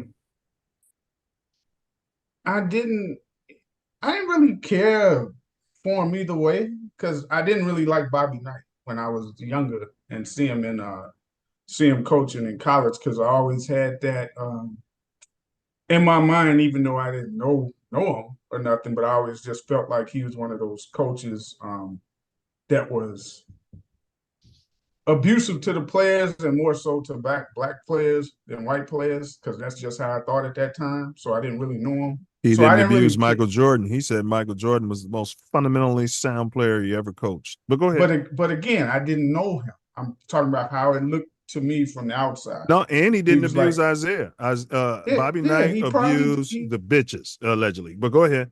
Right. But I thought you was soft. But again, because I didn't know him and I didn't really care for Bobby Knight, I didn't really pay attention to Isaiah Thomas's college career. Right. So I just didn't. And you got to remember, basketball at that time. DePaul Blue Demons, boy. Yeah. I was paying attention to DePaul, and more so, the NBA was just really starting to take off from Magic and Bird, and so was the NCAA tournament. It was all starting to come to that. Yeah, it was just starting to reach those heights. Get off tape delay. And he was out of college. What, he was in the league in 80? Yeah, I think Isaiah went to the league in what, 80? Yeah. 80 or 81? My thoughts on Isaiah, the only thing I really thought about him was why didn't he stay in state? It wasn't so much about Bobby Knight for me. It was just, man, why, like, he went to St. Joe's, he went to this dude, he didn't go to Chicago King, he didn't go to Sim, and it's his own choice, his own path. Then he went, he could have won championships with those teams. Then he went to St. Joe's, and then, to your point, played for Pingator, was it? Yeah, and then went to Bobby Knight, and I'm like, man, like, what are you trying to prove, that you ain't black? Yeah. Well, now back then they was handing out bags to Whoa. people. Now I ain't saying that. Now hold on, let me explain. Hold on. I ain't saying allegedly. Again, I said they were handing out bags collegiately. Blah blah blah blah. You can't probably prove it for nobody. Oh, we're talking about high school. I know he was getting money from Indiana.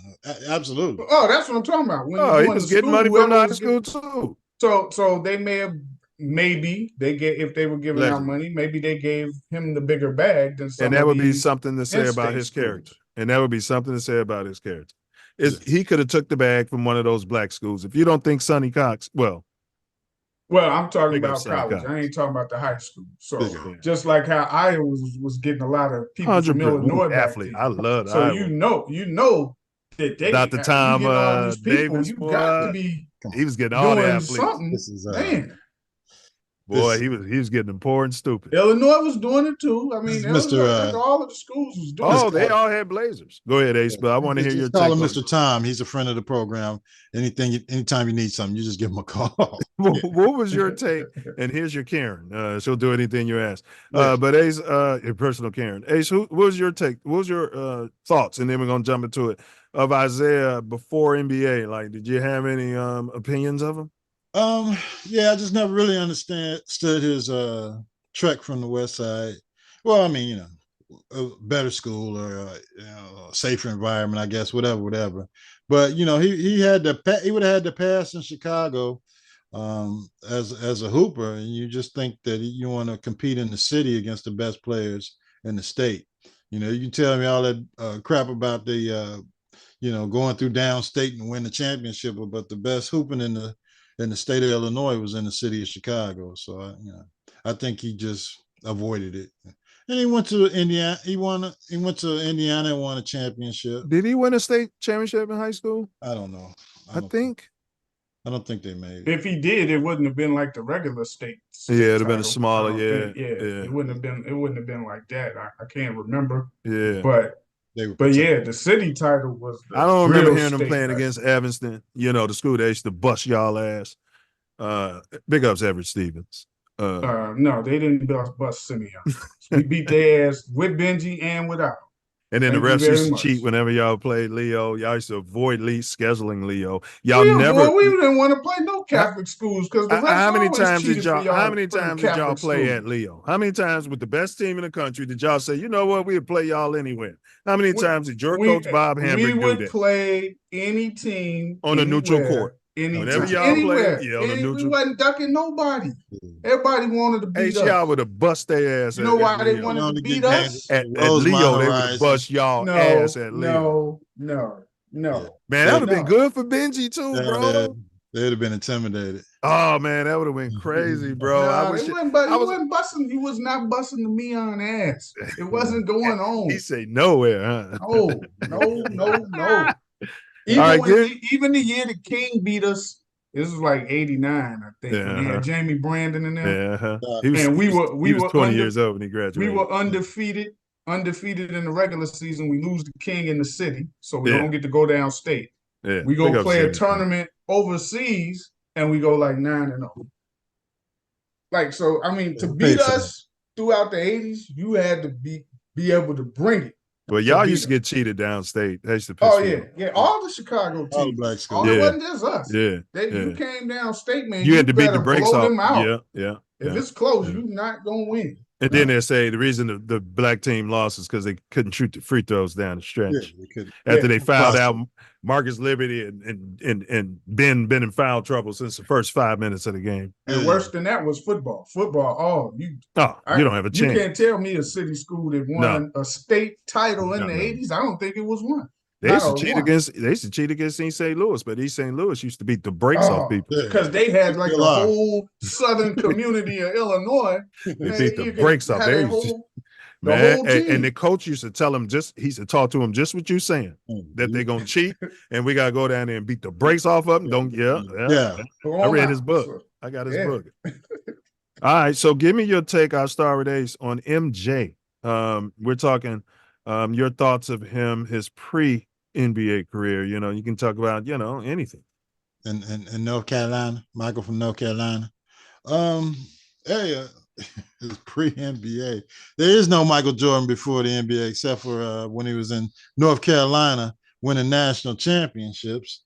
And I think in the Olympics, I think it was the fact that he came to Chicago and cleaned up a situation and took over the city.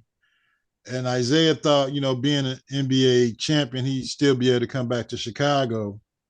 After not playing for a city high school. Yeah. After not playing in state. Go ahead. Right. And it would still be his city, his state. Right. He's from Chicago. And no, my man.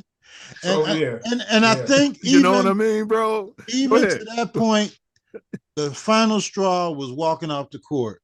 And Chicago, we can't ride with you after that. Oh, and when he turned his back on the Bulls, he turned his back on us. Yeah. Not even there before that. Way before that, though. But great take. With the bad boy play, he's jumping ahead. So he's in the league great before take. Mike. He's in the NBA before Mike. Yeah. And he's performing, having great games, and he's right up there, upper echelon of the point guards. And so basically to Chicagoans at that time, because the Bulls weren't that good as a team, we were supporting them. Right. We supporting him like, hey, he's still from here. Right. Except for when they played the Bulls. He was always right. So then when Jordan got in the league, and because we seen what kind of player he was and the person he was, and the what do you call it? The energy that he gave off to people. And you guys are right there into our next topic, MJ's rookie season and praise. Go ahead. That's what you guys are getting into. So as he comes into the league and that energy that he gives off to the people. Don't forget about playing on the South Side and playing in all them pro-am games and popping up on street courts. He was coming down to those the damn round with games. a Lamborghini. If it was an internet age back then, oh my God, these people would, man, he'd pull up at different parks on the South Side, and they say he would be like in BMW or some other car, and he just would be out there playing. He'd be in that out there playing hoops and stuff. Yeah, and he had the love of the game clause, first player to be able to do that. And and the people in the city, they gravitated towards that. They connected with him. And you can't connect with a dude who ain't here. I mean, he may come back here because Detroit ain't that far away. But I've never heard stories. Coming to the parks, playing with people. Correct. Now, Isaiah did show up, I think, at the YVI maybe a couple times. He would show up at some of those big events, like he'd play on some team, but he wasn't just pulling up at a court playing pickup or nothing like that. No. Hell no. And he wasn't playing. He wasn't playing in the pro-am up there at Chicago State until Jordan had started playing up there, and that's when he showed up. Yeah, and no love for the shot. Yeah, as he comes into the league and starts, I think he was ashamed of his Cheyenne-inity. I think he was, there's some people from Chicago, Corch, who are ashamed that they were born and raised in Chicago and they buy into all the negativity that's put on the narrative conference. and all the crap that people from other Yeah. cities and states. Yeah.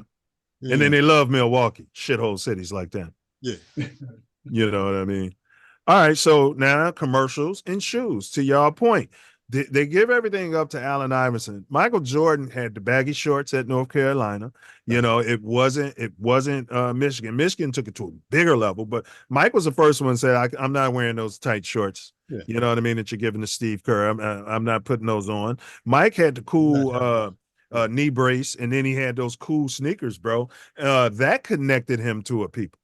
Yeah. Man, everything Jordan did, man, he was one of the first to wear the biking shorts up under the basketball shorts. And you started seeing that trend take over. I mean, I seen it all over the city. Like, what about the wristband? Wearing the wristband, wearing the sweatband up here. Everything. You seen dudes, a lot of dudes trying to walk like him. When he playing hoops, everybody trying to walk with that little walk that he got. You like, man, he ain't see nobody trying to walk like Isaiah, even if they knew how he walked. It wasn't nobody trying to walk like that. They wasn't trying to walk like any other person in the league other than Jordan. So you guys saying that all of this, he's in Detroit, you know, making all this money, kissing Magic Johnson on the lips on national TV, which we'll get into later. Yeah. This is maybe stewing in him, but we're not at the All-Star game yet. But is it in him yet? And remember, he is a step ahead by a few years in terms of you got to your team and now they're building around you. Mike don't come in the league to what, 84, 85? So now they're starting to build around him. That's going to take time, right? So when you start to hear Isaiah making these comparisons about we were never worried about them. We were never worried about the Bulls. They playing with drug addicts. We were, you know, it was a progression. It's like it was an expansion team. When Jordan got to the airport, his best friend today was a limo driver. The guys who were on his team, the Bulls GM decided to let the two crackheads, allegedly, Quentin Daly and Orlando Warwick. Yeah, we'll go get the rookie. Yeah, this guy shows up. Your prize draft pick, Diesel. Jordan tells the story. Nobody's there. The limo driver takes him to the party where they were all going to pick him up and we take it to this party. And they're all in there allegedly freebasing cocaine. So for all you idiots who say Michael Jordan had a better team than LeBron, he had a better organization and all that, you guys are you'd have been put on the short bus and you'd have been in the short bus classes at race school. They would have kicked you out. Yeah. And then they tried to remember everybody saying, "Oh, he snitched on them dudes talking about when he went in the room and they were doing." That was already public information. All that story stuff has been out for years. They just never knew they was heard they was already looking for Quentin Daly and he was in the closet, so they knew what was going on. I mean, out of the closet, found him hiding in the closet with allegedly. So yeah, but you know, and all Jordan said was, "Clean it up or I'm gone. Clean it up or trade." That's it. Yeah, he didn't want no part of that when it came to trying to be good at basketball. He didn't want no parts of that kind of stuff. Man, because next thing you know, he'd have been smoking. And we would have, you know what I mean? We wouldn't have to go. You know what I'm saying? He'd have really been Air Jordan. He'd really been. He'd have been high, huh? All right, so still went out of NBA. I mean, Michael Jordan took the NBA global. That's okay. So listen to this. I want y'all to hear this real quick. Michael Jordan didn't beat Larry Bird. You showed Michael Jordan going between his legs one time in the highlights, you know, against Larry Bird. And that was the game he got 63. That's when he dropped 63 on Bird. Yes. But if memory serves me correct, they got swept. No, not lost. They got swept. Okay. That's true. His team and Michael Jordan. LeBron's gotten swept too now. I wish you could see him smile with these fake teeth and his fake smile. Who got swept? LeBron has gotten swept before. Okay, yes, he's got swept before. Multiple times. Let me get to that, okay? So Michael Jordan in the 80s, and right? LeBron got swept in the finals. He never won. And he never beat Larry Bird. He never beat Magic and Kareem. I'm going to say that again. He never beat Magic and Kareem. Now, truth be told, I beat Magic and Kareem, and I beat Larry Bird and his Celtics. Michael Jordan never beat those teams. In the 90s. Because they couldn't get to the finals. Michael Jordan beat, you know, He beat Barkley. He beat Karl Malone. He beat Stockton. He beat Gary Payton. He beat Sean Kemp. Those are the people that he beat. He beat you. The way and he y'all swept try y'all. to tell the story is that Good point. he came swept through y'all. Boston. He came through, Fair use. L.A. Educational Now, purposes. he beat the Detroit Pistons at the end. Oh, here it is. And then he went on to have But his notice own he year. didn't Hold on, say y'all in swept. They was in their I don't prime. want to hear that about He didn't say swept, Championship. and he didn't say he y'all were in put the the nail in conference the finals. Y'all Detroit were in the Pistons. conference finals when he beat you. Yeah. It wasn't like y'all were a Thank you. has-been. Y'all Thank were you. in the conference finals. I Thank you. am not dismissing that. I am saying Yeah, you are. they beat us and he At beat the us and they end. swept us. Yeah, it was the end. All And, right. and The y'all way walked the off like story has little been hoes. told has been y'all put Michael Jordan in the 80s with Magic, Bird, and you take the Pistons and y'all, I don't even know what y'all do with the Pistons. Y'all don't even talk about us like we were in right the there. 80s. Pause him All right right, let's pause it. But Let's hold on, pause wait, it. You're not- right. not you. Pause it. I don't know. That'd I be do. good too. Not Otherwise, you. we're gonna get All right, dinged. okay. Pause it, Karen. Go ahead. Come on. Here's what he's She's on the phone again. here's what he's dismissing.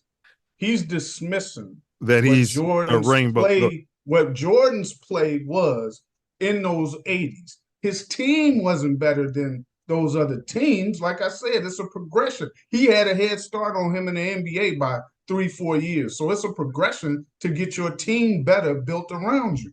So it takes time. But Jordan as a player, let's make no mistake about it, from the time he entered the league in 84, 85, up until when the Bulls won their first title, he was either 1, 2, or 3 in the league above Isaiah. 1, 2, or 3. You could argue he was 1, but you could say, oh, well, it was Magic or Bird because they won the title. He was busting their ass, Busting their ass on Detroit's both ass sides of the, from day one. From day one, averaging he was like busting 30. their ass. What was he having, like 38, 39 a game against them? He was busting their ass in their prime. And made they them go to had thug ball. And they had to resort to that thug ball for their lack of talent wise to stop people. They had to do that stuff. Beat you up, foul you, get you, do whatever they can to try to win a game. That's what they had. That's mainly what I feel was Mike and them's resentment against Isaiah, because here you are supposed to be the leader of this team, but you're the main one leading them to do the type of bullshit that they were doing to teams in the 80s with all that fighting and stuff. Right. That's where I think Jordan's resentment really came from. Some of the other stuff with the All-Star game and all that other stuff, that's just like more salt on the wound. But most of his resentment came from you guys trying to hurt me. I mean, listen to what they said. When it comes to the whole, put him on the floor. That's not like, hey, let's put him on the floor. Yeah, not just hurting them, but telling them that and calling them names and stuff. But go ahead, Ace.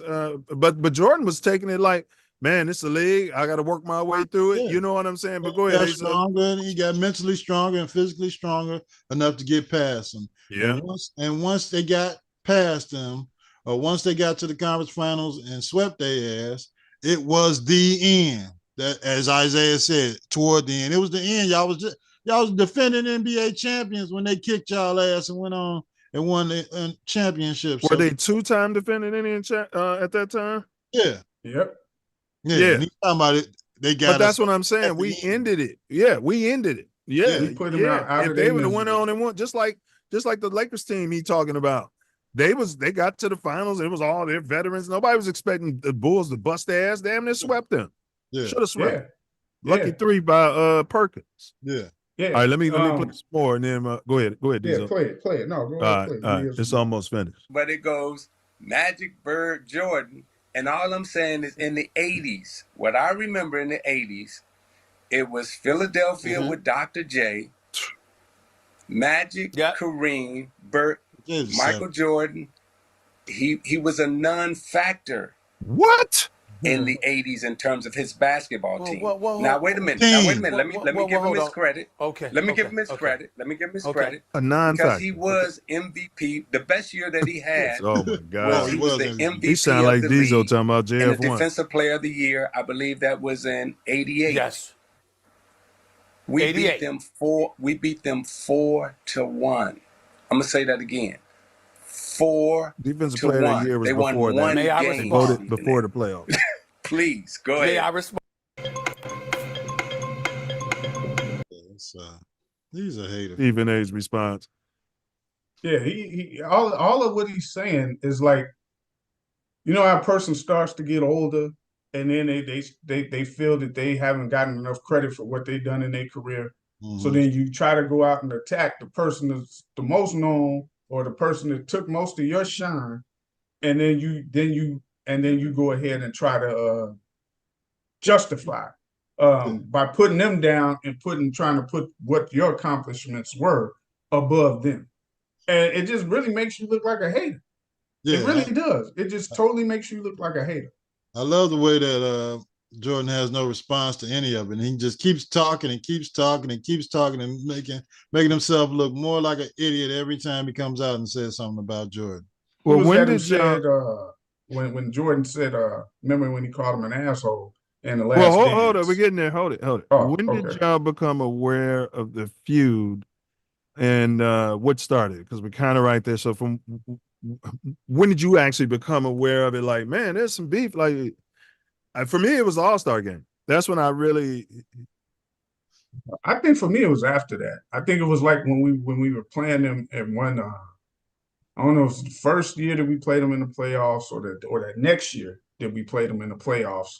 Oh, that's when, probably the first year. And then that's when I started. Because he made the All-Star. Yeah, okay. Hearing about, hey, he ain't too tight with Isaiah like he was, because initially they were kind of cool, right?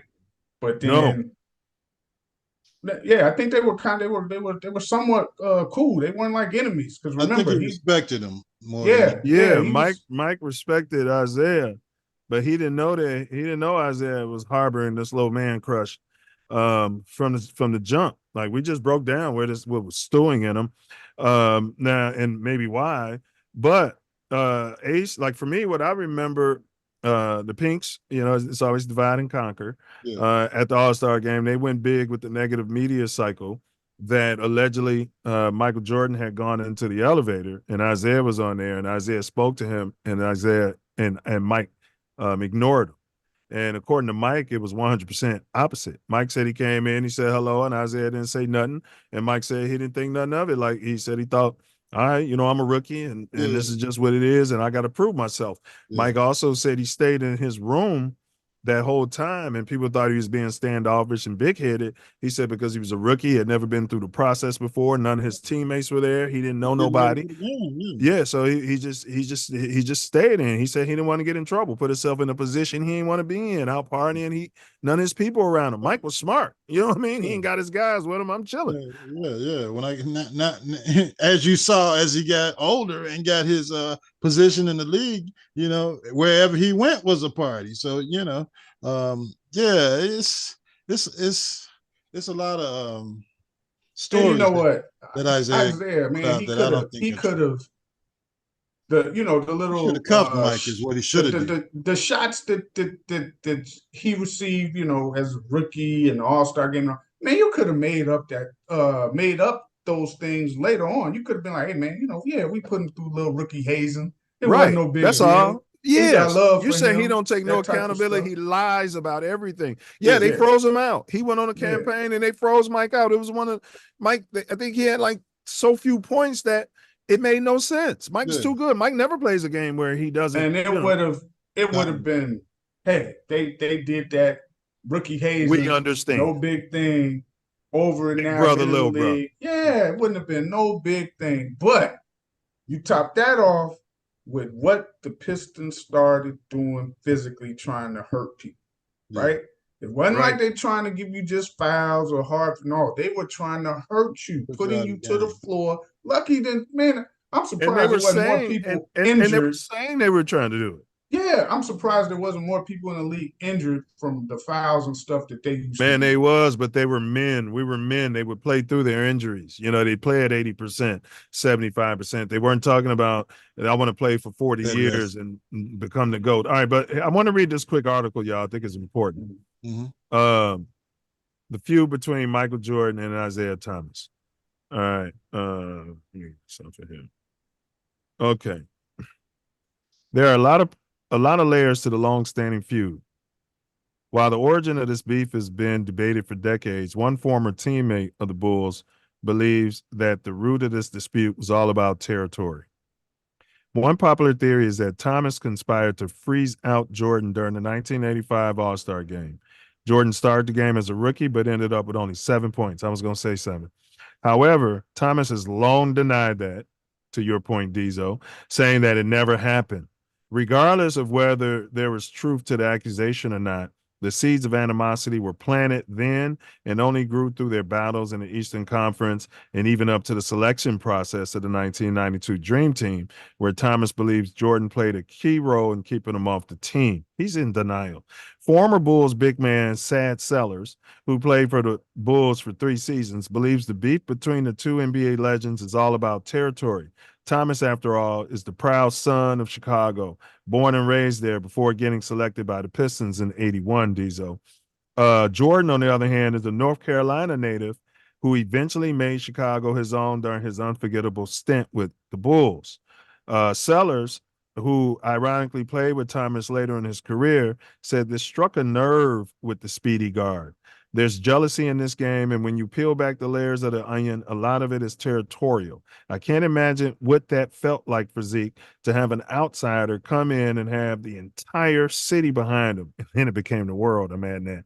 There was no love for him in Chicago except from his own family. Sad Sellers, everybody. He's had firsthand account, played with both players. What's your guys' take on that? He should have, what he's saying, it makes sense from everything going forward. And again, it goes back to the kind of play that the Pistons started using to win games. If the Pistons make no mistake, which Joe Dumars never participated in it, never liked it, and he stood there and shook everybody's hands after the thing. Big ups, Joe Dumars. No, he didn't participate. Everybody else, for the most part, did. Based on Isaiah's leadership. Even Rodman and Sally, they were like rookies following their lead. But Isaiah was in an interview saying, look at that video. I'm not leading it. And then finally the person said, but yeah, wasn't it you who rallied everybody on the bench and told everybody that this is what we're going to do? And then he said, whether I did that or not, I'm not the only one. He's like, to your point, he can't take accountability. He can't say, I did it. Yeah. And I'm sorry. If it's his team, he can tell those guys, look, we need to cut down this physical play from trying to hurt people, or we can turn it up. Or they were basically doing whatever they could to win a game, because if you look at their whole roster, right? What did Bill Laimbeer? Bill Laimbeer could shoot. Created Michael Jordan, though, but thank them. But go ahead. Process, they created a monster. Bill Laimbeer could shoot, but he couldn't really defend. He could rebound because of his size. Just because of his size. He was the smartest player in the NBA. Throwing elbows and pushing people in the back. He was the smartest player in the league. He was a hack, right? So he gonna hack you. Mahorn wasn't talented like that. He was a brute.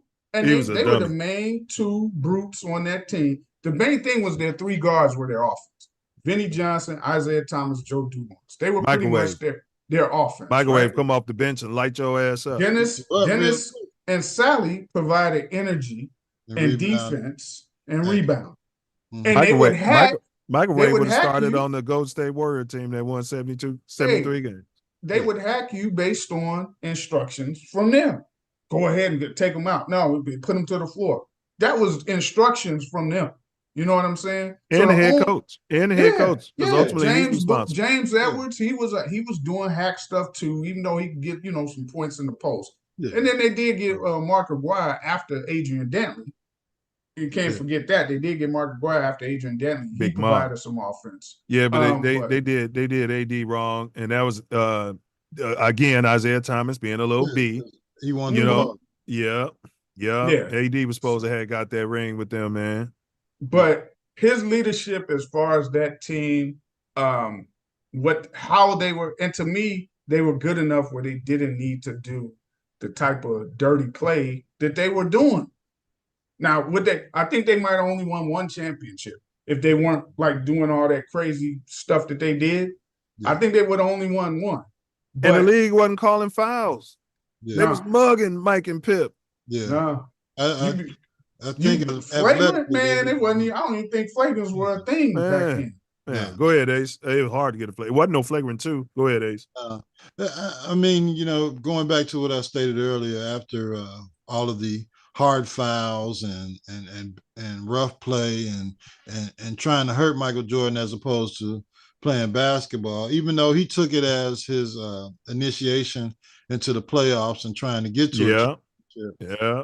The fact that they did all that and then wouldn't stand up as men and shake hands after, or, you know, just acknowledge that, you know, we had lost to you and good luck as you move on to try and win the championship. Yeah, it'd be like stumping out somebody who said they want to be in your clique. Hold on. It's like, hold on. It's like stumping out somebody who says they want to be in your clique, like the regulators, for instance, stumping them out under the guise of now you're a member. And then after you stump them out, you take a vote and you say, no, we don't want you. And we don't want anybody to let somebody stump them out like that. It's similar to that.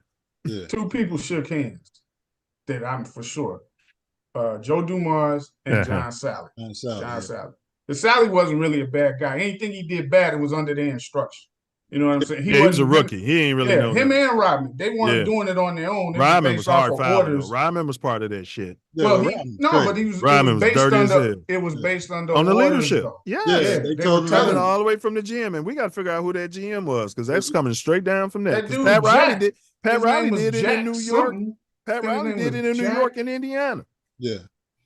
Pat Riley did it in New York. Jack Kemp. Yeah, he took Jack something was the GM, but Riley took the page from them. Yeah, and said, okay, we're not as talented as some of these other teams in regards to their skill set, so let's just be brutal with force and see how was far at the Lakers calling them soft. He was upset with the way they was running and winning chips. He wanted to start mugging. He didn't like the Showtime. He didn't like the Showtime like that. Because the Celtics did it to the Lakers, and they're pushing you around. Yeah. Like that. So he's like, yeah, that's basketball. Let's get out there and do that. He didn't like the smiling and partying at the nightclub after the damn games. Now, y'all was mentioning the a-hole comment, and I saw a comment on this that I think I may have heard on this show, but I have forgotten. Somebody was like, you had that radio quote because somebody I know the other one. Somebody was like, what's funny is Michael Jordan never even called Isaiah an a-hole. When you go back and hear the clip, to his play, he was referring to what he said. No, the guy who was interviewing him was like an a-hole, and Jordan said, you can call him what you want to call him. I'm not going to defend him or deny it. That's what Jordan said. And then Isaiah was like, went on a rant talking about he called me an a-hole. I'm watching the documentary and Jordan called me an a-hole. It wasn't like that. It was like if y'all talking and I cut you off, and I've done it many times, and I say, a pink man. You know what I mean? And Diesel will be like, you can call him what you want to call him. You know what I'm saying? That's all Jordan did, bro. Isaiah put that shoe on. He put that shoe referring to them not shaking their hands at the end of the game. And him freezing them out. And he says, I don't care what you say, you can't tell me that this guy wasn't an a-hole. So he's referring to No, but what you got to listen to, though, when he was answering the question, the dude said a-hole. And Jordan actually said, I don't care, you know, yes, I hear what you're saying, but Jordan never called him an a-hole. He just didn't disagree with the man who threw out the word a-hole. But even if he did, he's not referring to him in general. He's referring to what they did in regards to not shaking their hands. I think at this point he's referring to him in general. He's done so much stuff that you know some people do a-hole things, but when they do when the pattern is just being an a-hole, they're just an a-hole. But I wish you had there's a quote, a video of, and I think it's John Sally or one of them. Where they said, hey, he called, I think it's Stephen A. Smith saying, hey, this guy, Michael Jordan called him, and he keeps harping on that he called him an asshole. He says, the rest of the Pistons don't care. They like, he called me an asshole. We don't care. It's like, it's not that important. It's not that it's not that big of a thing to keep harping on. Why do you care so much that this guy said this to you? Because if you think he's going to apologize about it, you can get over it. It ain't going to happen. Plus, with all of the stuff you keep saying, every few months, you jump on a new rotation of news saying something else about it. I respect Isaiah Thomas's talent. To me, the best point guard of all time is Magic Johnson, and right behind him is Isaiah Thomas. No matter how much I hate him. He tearing up. Yeah, I respect his game. Now, it was insinuated that I was asking about him, but I never threw his name in there. Based on the environment and the camaraderie that happened on that team, it was best harmony. Would Isaiah made a different feeling on that team? Yes. You want to attribute it to me? Go ahead, be my guest. But it wasn't me. Fire carrying over that way, or was that a calculated statement? Y'all go ahead. Well, let's clear. He didn't like him. Nobody liked him. None of them wanted him on that team, man. He keeps just harping to Jordan. So basically, Jordan was like this. Well, if I play, if he's on the team, I'm not going to be on the team. That's fine to say. You don't want to play with him, right? So that ain't saying, hey, don't put him on the team. You can put him on the team. I'm just not playing, right? But if you want me, which basically meant that he ain't playing. You going? Why would I want to play with this dude who been trying to get me hurt for the past 5-6 years? Man, he was going to be trying to freeze Mike out that whole damn Olympics, bro. Yeah. Back there, back by, he'd have been like Horace Grant. It's the same reason they got rid of Big Ho. Mm-hmm. Talking, poisoning Pippen's mind, talking about Jordan shooting too much. You know what I mean? Giving us the ball, baby. Give me the ball, baby. I'm wide open, baby. It's the GOAT, stupid. And then he went to Orlando and guaranteed 2 chips. Not 1, but 2. Yeah. Big Ho. Big up's a Big Ho, though. He got us 3, right? Yeah, he got his money. Yeah, and he got us 3. Yeah.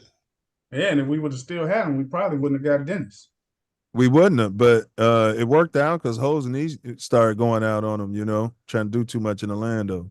Yeah. Yeah, sure did. Trying to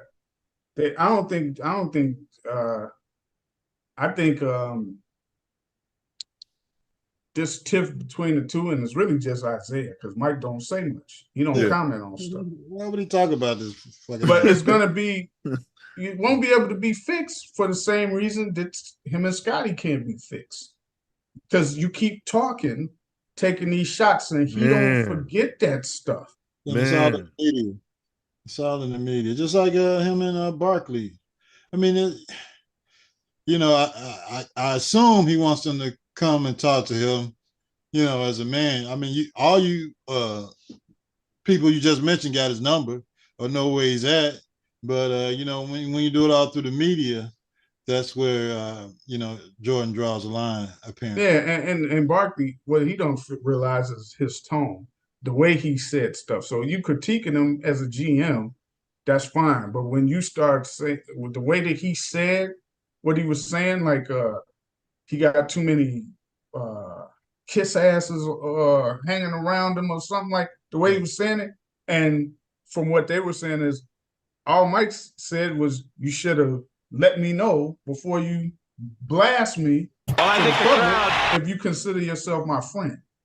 Right. And because he didn't, and then the way that he said it, that's the part that Mike's like, man, I don't need to be friends with you.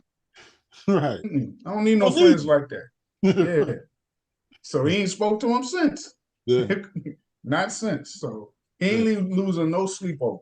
No. You got enough people to talk to, I'm sure, every damn day, that he doesn't need to talk to Charles Barkley about anything. So hold on, here we go. The best point guard of all time is Magic Johnson, and right behind him is Isaiah Thomas. No matter how much I hate him, I respect his game. Now, it was insinuated that I was asking about him, but I never threw his name in there. Based on the environment and the camaraderie that happened on that team, it was best harmony. Would Isaiah made a different feeling on that team? Yes. You want to attribute it to me? Go ahead, be my guest. But it wasn't me. Whatever he says now, it wasn't his true actions then. It's time enough to think about it. Or the reaction of the public that's kind of changed his perspective of it. Yeah, you can show me anything you want. There's no way you can convince me he wasn't an asshole. The best point guard of all time is Magic Johnson, and right behind him is Isaiah Thomas. Asshole. Right. Yeah, so he never called him an asshole. He was referring to the whole incident that they did by not shaking their hands. Yeah, and the continuous stuff. Yeah. He's like, if you go back and look, every year we shook their hand after this loss, that loss, the next loss, And then that's where it picks up at and believe me, it hurt. Because he was like, we didn't want to, but you still show your sportsmanship and go shake their hands after you lost. Because then they go and immediately refer to when we lost to the Celtics. Well, Isaiah said the walked off the Celtics court. did. But we ain't got nothing to do with that. We've been shaking y'all hand for 3 years straight. So I was kicking our ass trying in to hear the that. championship. Yeah. Yeah. And the Celtics jumped in Lake Michigan from the point where it says danger, no swimming. Are you going to do it too? Yeah. Yeah. Yeah. And the Celtics were considered assholes too. So right. Yeah, they were. And they know that. Yeah. And it's just that to me, Isaiah keeps diminishing things that he accomplished for every time that he keeps trying to take shots at Jordan and the Bulls. He opened his mouth, actually. Yes. Yeah. I mean, he's even going against the grown culture. You know what I mean? Like, you know what I'm saying, bro? This guy's the GOAT and you tripping. Yeah. Like, just let it go, bro. You should be highlighting and complimenting people you played with in that era, because those were that was like the toughest era. Well, we were all in school, and you may have had a crush on a girl, or she had a crush on you, and the love taps, they hit you, they start harassing you, throwing stuff at you, you know what I mean, acting crazy, just anything to get your attention and vice versa. The Magic Isaiah kiss on national TV, we all saw it, way ahead of its time. Do you think Zeke is sexually attracted potentially to no. Michael Jordan? I'm asking. I don't know. Does he have a family? Got kids? I don't know his back. I had to look that up earlier. I know he's got a wife. No, I know he was married before, wife thing doesn't matter. I don't think it's nothing. Does he have any children? Because you gotta remember, because Magic and Bird came in the league in 80, and Isaiah was 1 year after them. Because Magic won the championship in 79 in college. Isaiah won it in 80, and then came into the league 81. Magic won the championship his rookie year in 80.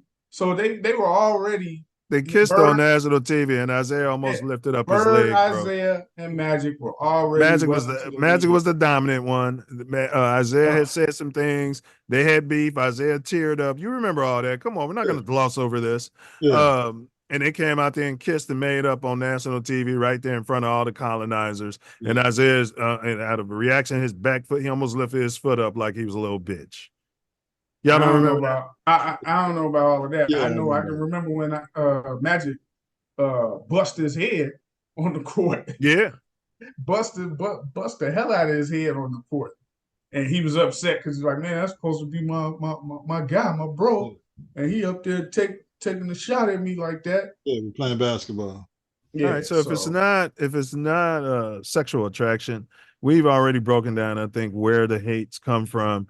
But you guys, we've talked about in this show, it's ironic though, like if anybody should be hating anyone, the only person in my mind is justified in this beef is Michael Jeffrey Jordan. I mean, am I biased? No, I mean, it's obvious that nobody likes Isaiah. I mean, he has a few people that he can call friends in the NBA, but nobody steps out and says, Isaiah was a great player, great guy, and they don't understand why he would have ill toward Michael Jordan and why Michael Jordan never responds to none of this crap that he keeps spewing out every 6 months or every quarter of the year. When they go low, air goes high. Go ahead.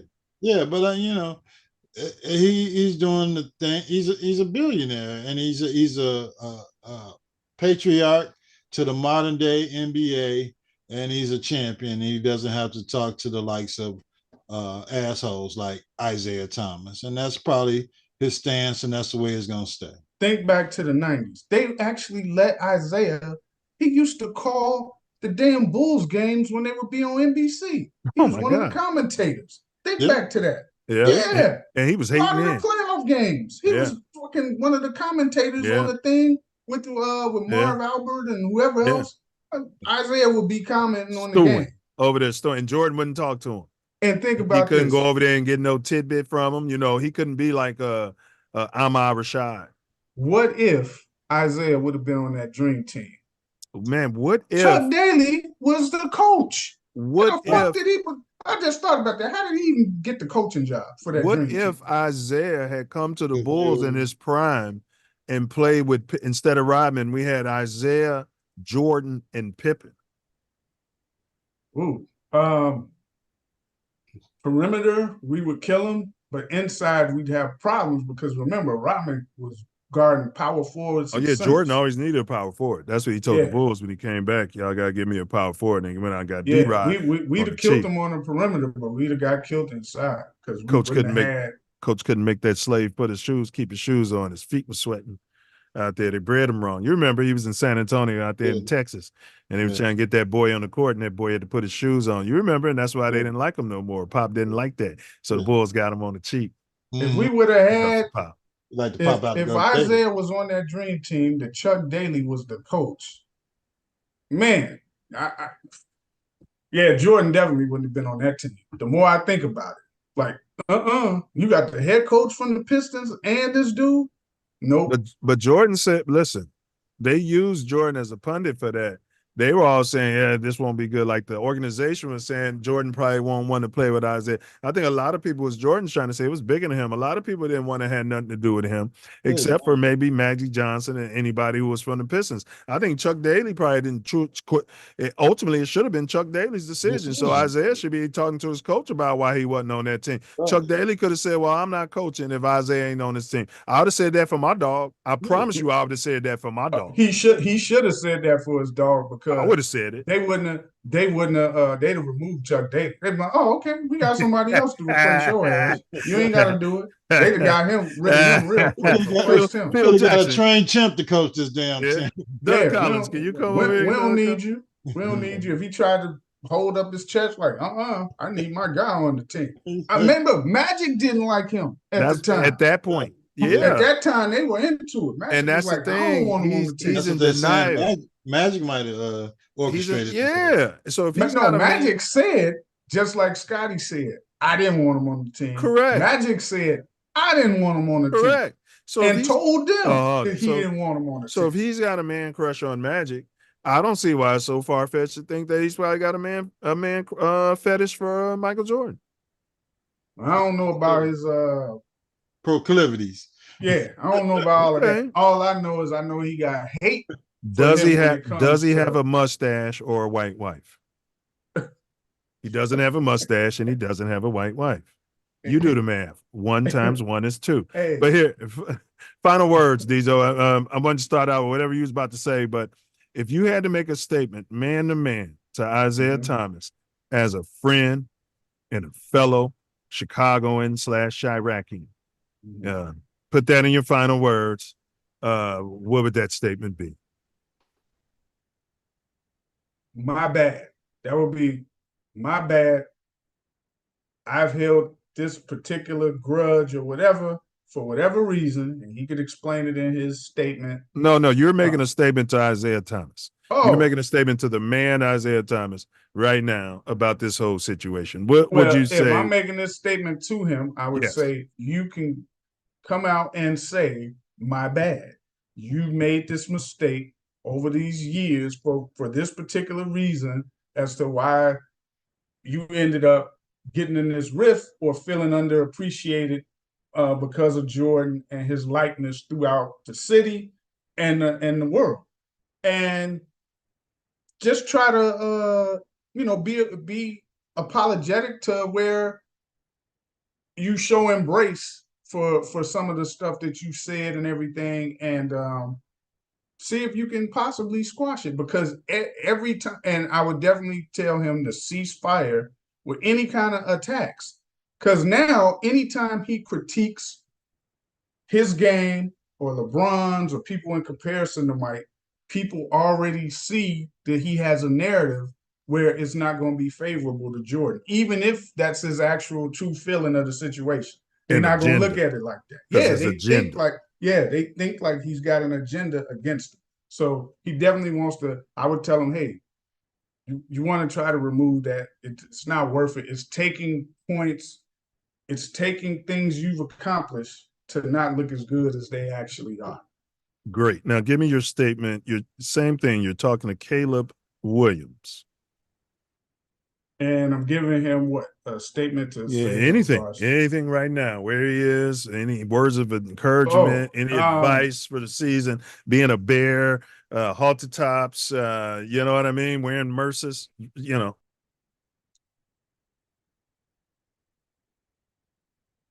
It's no matter what, with the pressure that you that may come with the job that you got right now, it's just a game.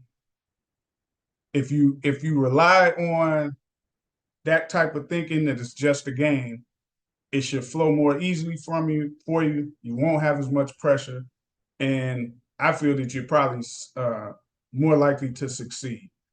And go from there. But just always remind yourself, hey man, it's just a game. Yeah, it's your job and all this other stuff, but if you keep it that even keel to it's just a game, that humbleness, humility, it'll show on the football field, and you can achieve whatever that you want to. Great words to the young man, you know, because he is a young man and we are older men. So great advice to him, bro. And then any other final words by anything we talked about, and then I'm gonna throw it to Ace.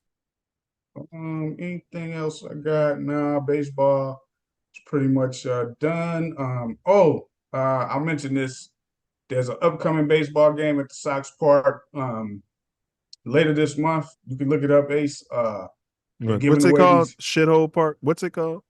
Yeah, let them know what I still call it the Sale. And it's you don't even know the name of the shit. Their food is much better than Wrigley Field, so you can go there and eat. Yeah, but you know the name of Wrigley, that's for sure. Guarantee rate field. Yeah, they don't have guaranteed rate gum. I call it the Sale. But anyway, chewing gum. Go ahead. Anyway, my bad. They got Dick Buckus jersey. Giveaway. Dick Buckus. It's a football jersey though, being given away at the Sox Park. Oh, you got to get there. First 30,000, I think. That'll be everybody should get 2 or 5 or 7 of them. Yeah. You got to be slick with it though, because you could go buy cheap 2 tickets, go in on one side of the park, get your jersey, come in on the other side, and get. I'm telling you, my boy went in the last time they did it. They tried to group him with some guys who have been doing it, and he's hey. This is all for entertainment purposes for any police out there. No, this ain't entertainment. This is true fact. They tried to. Well, what's his name and what day did he do it? I'm not saying. Fuck it. I mean, shit. Hey, but real talk. I mean, if you wanted to do that, go ahead and try it. But they're giving away them. The jerseys are dope. I seen them. You pull it up on this site. It's like on the 20-something of this month. I'm definitely going to get one of them Dick Buckus jerseys. They look nice. Well, all right. It'll be me and 2,000 other fans getting 30,000 jerseys. That'll be no, they're gonna give them to the migrants. But great final words, man, and love the advice that you gave to Isaiah Thomas, and also to Caleb, bro. You know what I'm saying? I'm surprised you didn't say nothing about how he's moving, but you know what I mean. You're a Caleb guy, so. Well, hey, I'm a Bear fan, so if we still had JF1, I'd still be rooting for him, but just telling him to clean up these things that he keeps doing wrong. No, I hear you. And it's a game. Like, just let it go, right? Let the ball go. It's just a game. I wish he could live by that, because I think he would be a better player if he could remind us of it's just a game. Just a game. Don't put that much pressure. If he fumbles the high snap, he's just gotta say it's just a game. Hell shot. Yeah. Mooney drops the touchdown pass and it comes an interception. He's just gotta say it's just a game. Just a game. Bubbles, 5 bubble screen, 5 screens. Yeah. It's just a game. Media comes out there and blames you for everything. It's just 3rd and 15, throw a 5-yard dink. Just a game. Yeah. You know you ain't getting that first down. Routes that installed in the offense that week. So. Go get sacked. Well, that guy's ball down. You're on the 40, about to be in field goal range. Take a sack. Hey, just a game, man. Coach called a 4th naked bootleg from under center of the game. You get sacked and fumble for a touchdown. Hey, it's just a game. Hey, Caleb doing bootlegs, no problem. Throwing dimes. All on bootlegs with nobody covering.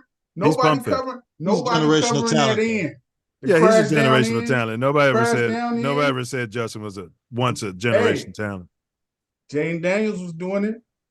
Even McCarthy, and I don't like him. He was doing it yesterday. Naked boots. Right. Nobody on his end, getting away from him. Bilbo Bajan was doing it. Yeah. Justin was doing it. No, he wasn't doing it. Justin had success with naked boots. Nah, The 3 plays before that were successful. That's why he called it 4 He times. don't naked boots. All right. Yeah, Great, caught great final words here, I fella. don't give him that. Call a waggle to the other side, and the other guy, the guy's gonna be wide open. Yeah, gonna drop the ball, but hey, big up his Chicago, bootlegs Simeon. Big up Chicago, Simeon, bro.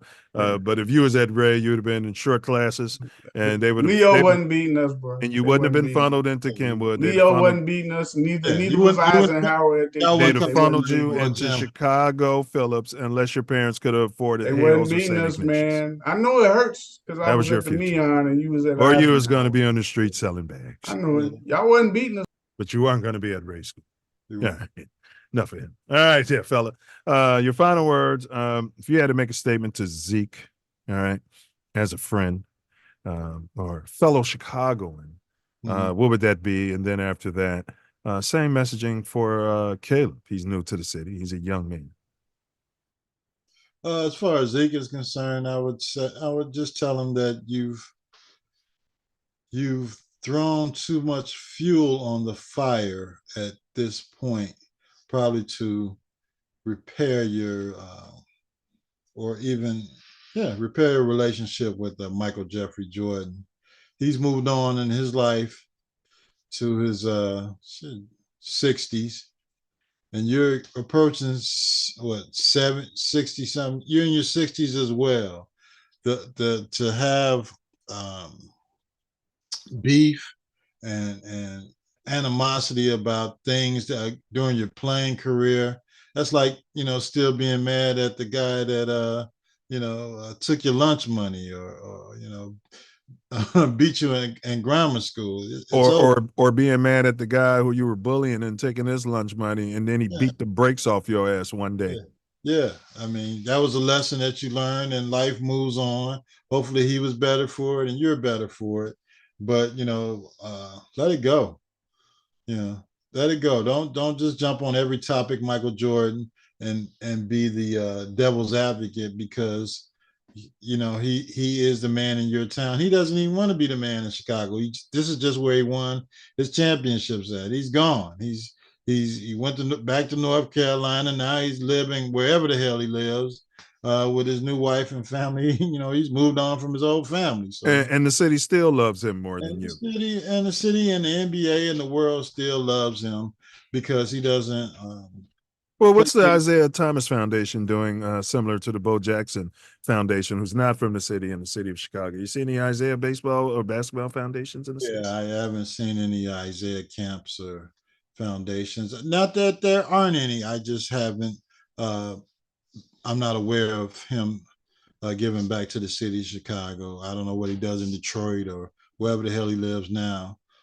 Send a check to Jackie Robinson West, man. You start the city or start, do stuff like that, man. Boots on the ground, man. You got access to money and access to people and donors that would be willing to give and help people, help baseball on the West Side or where you're from, or but that was never his thing. That was never he wanted the city to love him, but he didn't love the city. So if you want love, Isaiah, from the city of Chicago, people will never forget Michael Jordan and what he's done to win championships here.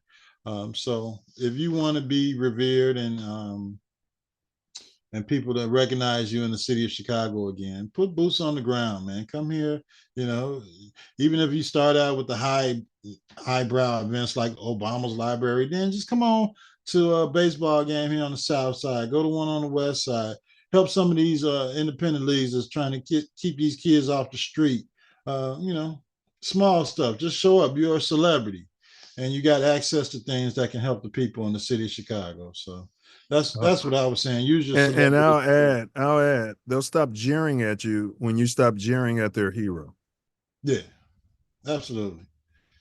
Because he is the hero of Chicago. Even though these younger kids are growing up being brainwashed with this LeBron crap, but their parents let them know who Michael Jeffrey Jordan is. Michael Jordan is, and even when they go on the game now, they ain't picking LeBron. They want Michael Jeffrey Jordan on the all-star teams that they're making on these video games. Yeah, it's a statue of Jordan in Chicago, not LeBron. No, you never will be. Hey, great words, bro. All right. And then all right, you're a quarterback, bro. You've come around, Yeah. Yeah. Caleb is our quarterback. Yeah, talk to Caleb. I would tell Caleb to enjoy his time as being the quarterback in the city of Chicago. He's been put in a situation, and I know people have told him, and I'll just jump on the fact that you're in a great situation to make this team matter again. You're in a great situation to get to a point where you can win playoff games or get to a Super Bowl. Playoffs. Just do what it takes. Keep working, keep working, keep working. That's all you can do. And from what I've seen between Hard Knocks and interviews and Copyright disclaimer. all of the people that try to gain access to him, he's saying he's doing the right things. He's doing what it takes to be a not good but great player in this league and have good relationships with his teammates and be a leader of his team. So I would just say continue on the path that you're on. Stay off of television with your Mercers. I know it's a thing now, the Mercers and the Pearls. I don't know what the hell's going on in the NFL now, but just stay on the path of learning what it takes to be a great quarterback in this league, and I think he'll be fine. He has all the physical tools. It's just the mental capabilities of the grind of an NFL season, from the preseason all the way to a championship. If you can overcome that and work through that, then you'll be exactly what we got rid of JF1 for, generational talent. Those are my words to that young man trying to be and get rid of the claw. I know you want to start your own little thing, but I don't like that. All right, man. Anything else? Any final words in general that you want to chime in on? Oh, glad we've made the move in Chicago. Oh, hold it. And Caleb, write a check to Jackie Robinson too. You can do that. Robinson West. Don't just spend all your money out there in Hinsdale for those kids in Highland Park. Yeah. Shout out to the Hinsdale Little League for making it to the Little League World Series this past week. Hopefully they can represent Illinois well. I still got my feelings about us and our championship here in Jackie Robinson West Little League, but shout out to those kids, and hopefully they get it done out there in the World Series starting next week. But come visit us on the South Side. I know you're living probably on the North Side or downtown or wherever the hell that they put you guys to get to Lake Forest every day for practice and camp. But come see the kids on the South Side and have some. You don't have to visit other people's camps. You can have your own camps. Your shoe company will pay for it. The Bears will pay for it. We need you on the South Side. We need some black men on the South Side, copper-coated men on the South Side, helping the youth of today and tomorrow, and giving these kids some dreams and bringing some of your finance and influence and ability to reach forces and monetary situations that they can't reach on their own. So come on, bring some of that shine, that light, and shine it on the South Side of Chicago, the West Side of Chicago, and we love you as a quarterback, and we want you to be a champion. So Super Bowl, Super Bears. Last time we were in the Super Bowl and won was in New Orleans. Super Bowls in New Orleans this year. Super Bowl, Super Bears. Get your tickets. I got my flight already. I can watch the game anywhere, but I'll be there in New Orleans for this year's Super Bowl. Meet me there. Don't beat me there. Those are my final words. All right. Very encouraging final words. He went full Big Perk there at the end.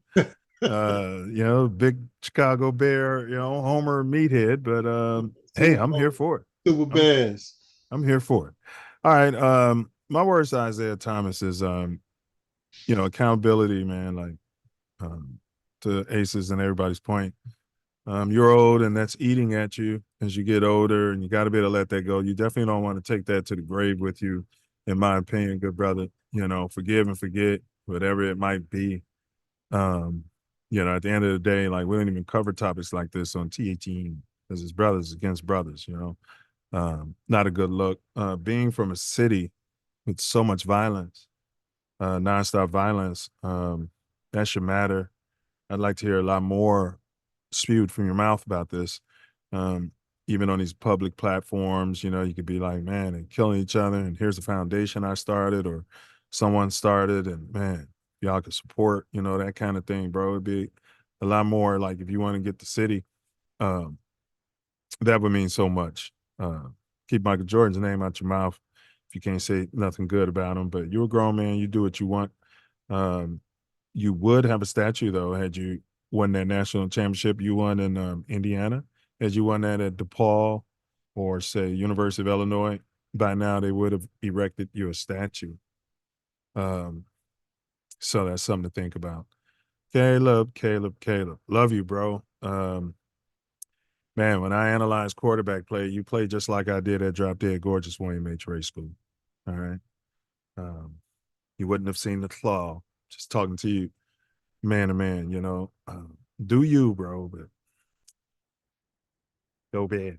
Like, the Mercis, do you? I mean, if you're in the closet, come on out. We'll respect that. I promise you 100%.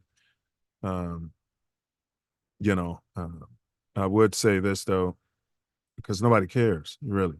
But, man, bro, I don't want my kids growing up, you know, doing that in the city of Chicago. Somebody might try to beat the brakes off of them. That being said, if you parlay on the south side or the west side, to these brothers' points, you know, have you a good guide, somebody from the city? I'm sure there's Bears players on the team. I'm not talking about the team mascot and team plant, Cole Kmet, you know, one of the brothers, a former player. You can slide on the south side, like Ace said.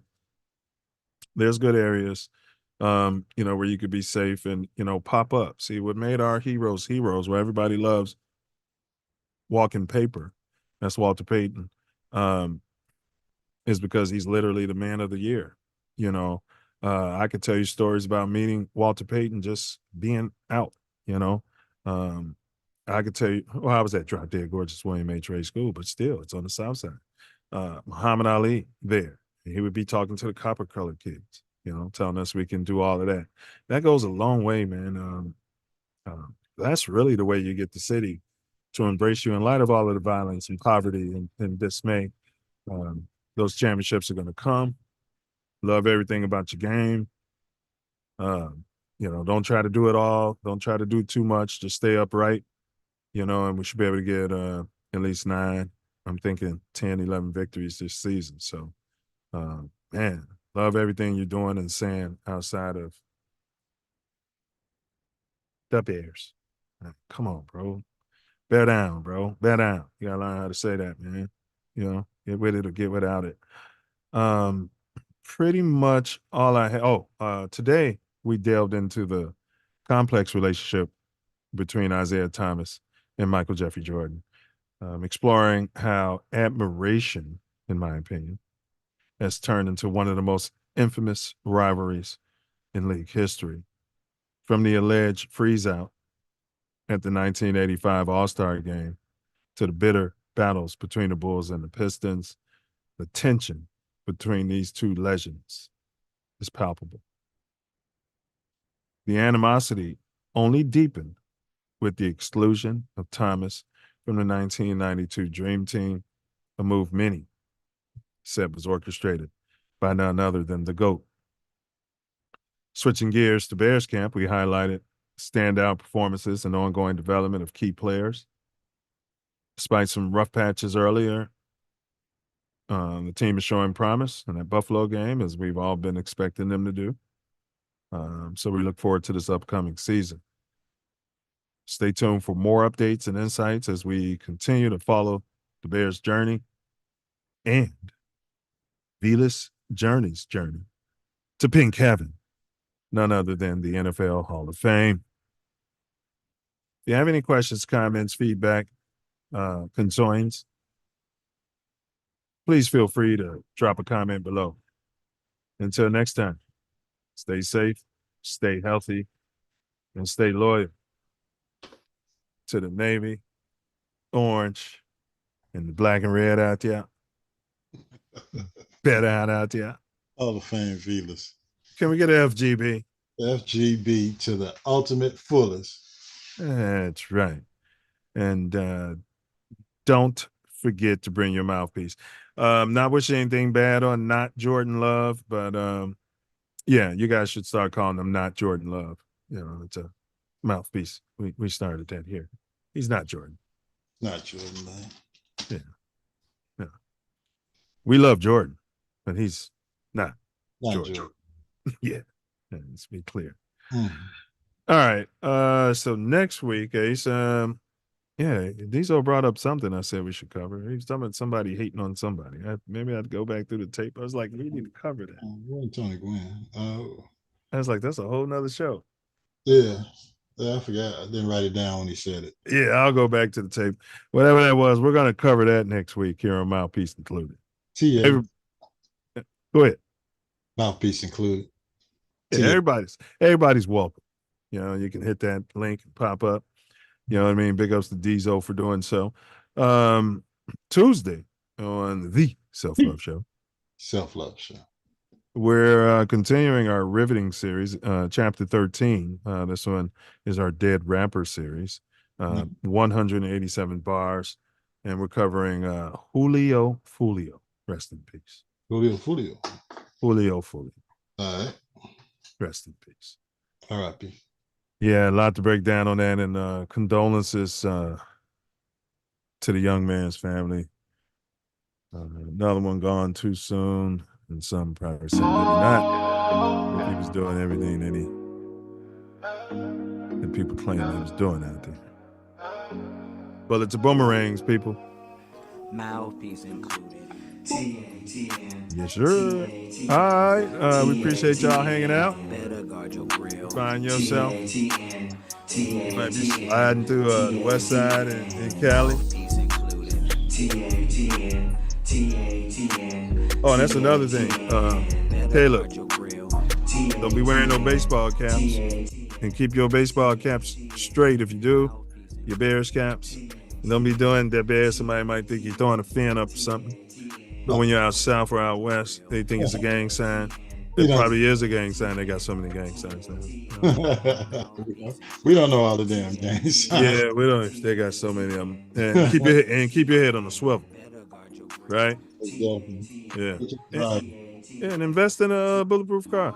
If I had that money, I'd sure have one. Bulletproof Sprinter, 25.5 million signing bonus. He already had millions because he was doing commercials and all that crap before he Yeah, you can get a Tesla. And if you really are scared, you can pop out like you got ops. You can pop out with a bulletproof vest on too and a helmet. If you really are scared to come on the Tesla. Yeah, the off the top. Yeah, don't bring that purse. Oh, all right. Big ups again. It's our quarterback. Yeah, you sliding through the city. You might be in the shot. I'm going to the Bears game. Keep your head on a swivel. You better check your six. You better watch your back. Look at that blind spot and use blind spot assist. What the fuck is that? He's walking all up. What the fuck is this walking all up on the web? You know what I mean? You be sitting there with your windows down, and they come. They don't know you're in there, and they always come right up to the window like they want to go rummaging through your shit. Yeah. The migrants love to do that. Boy. The migrants pop out of nowhere. Motherfucker. Big ups to the migrants. You better guard your grill. Knuckle up.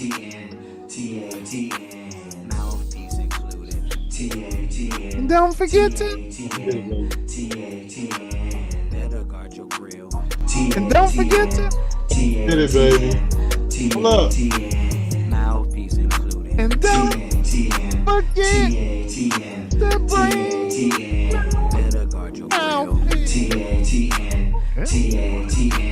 White girl?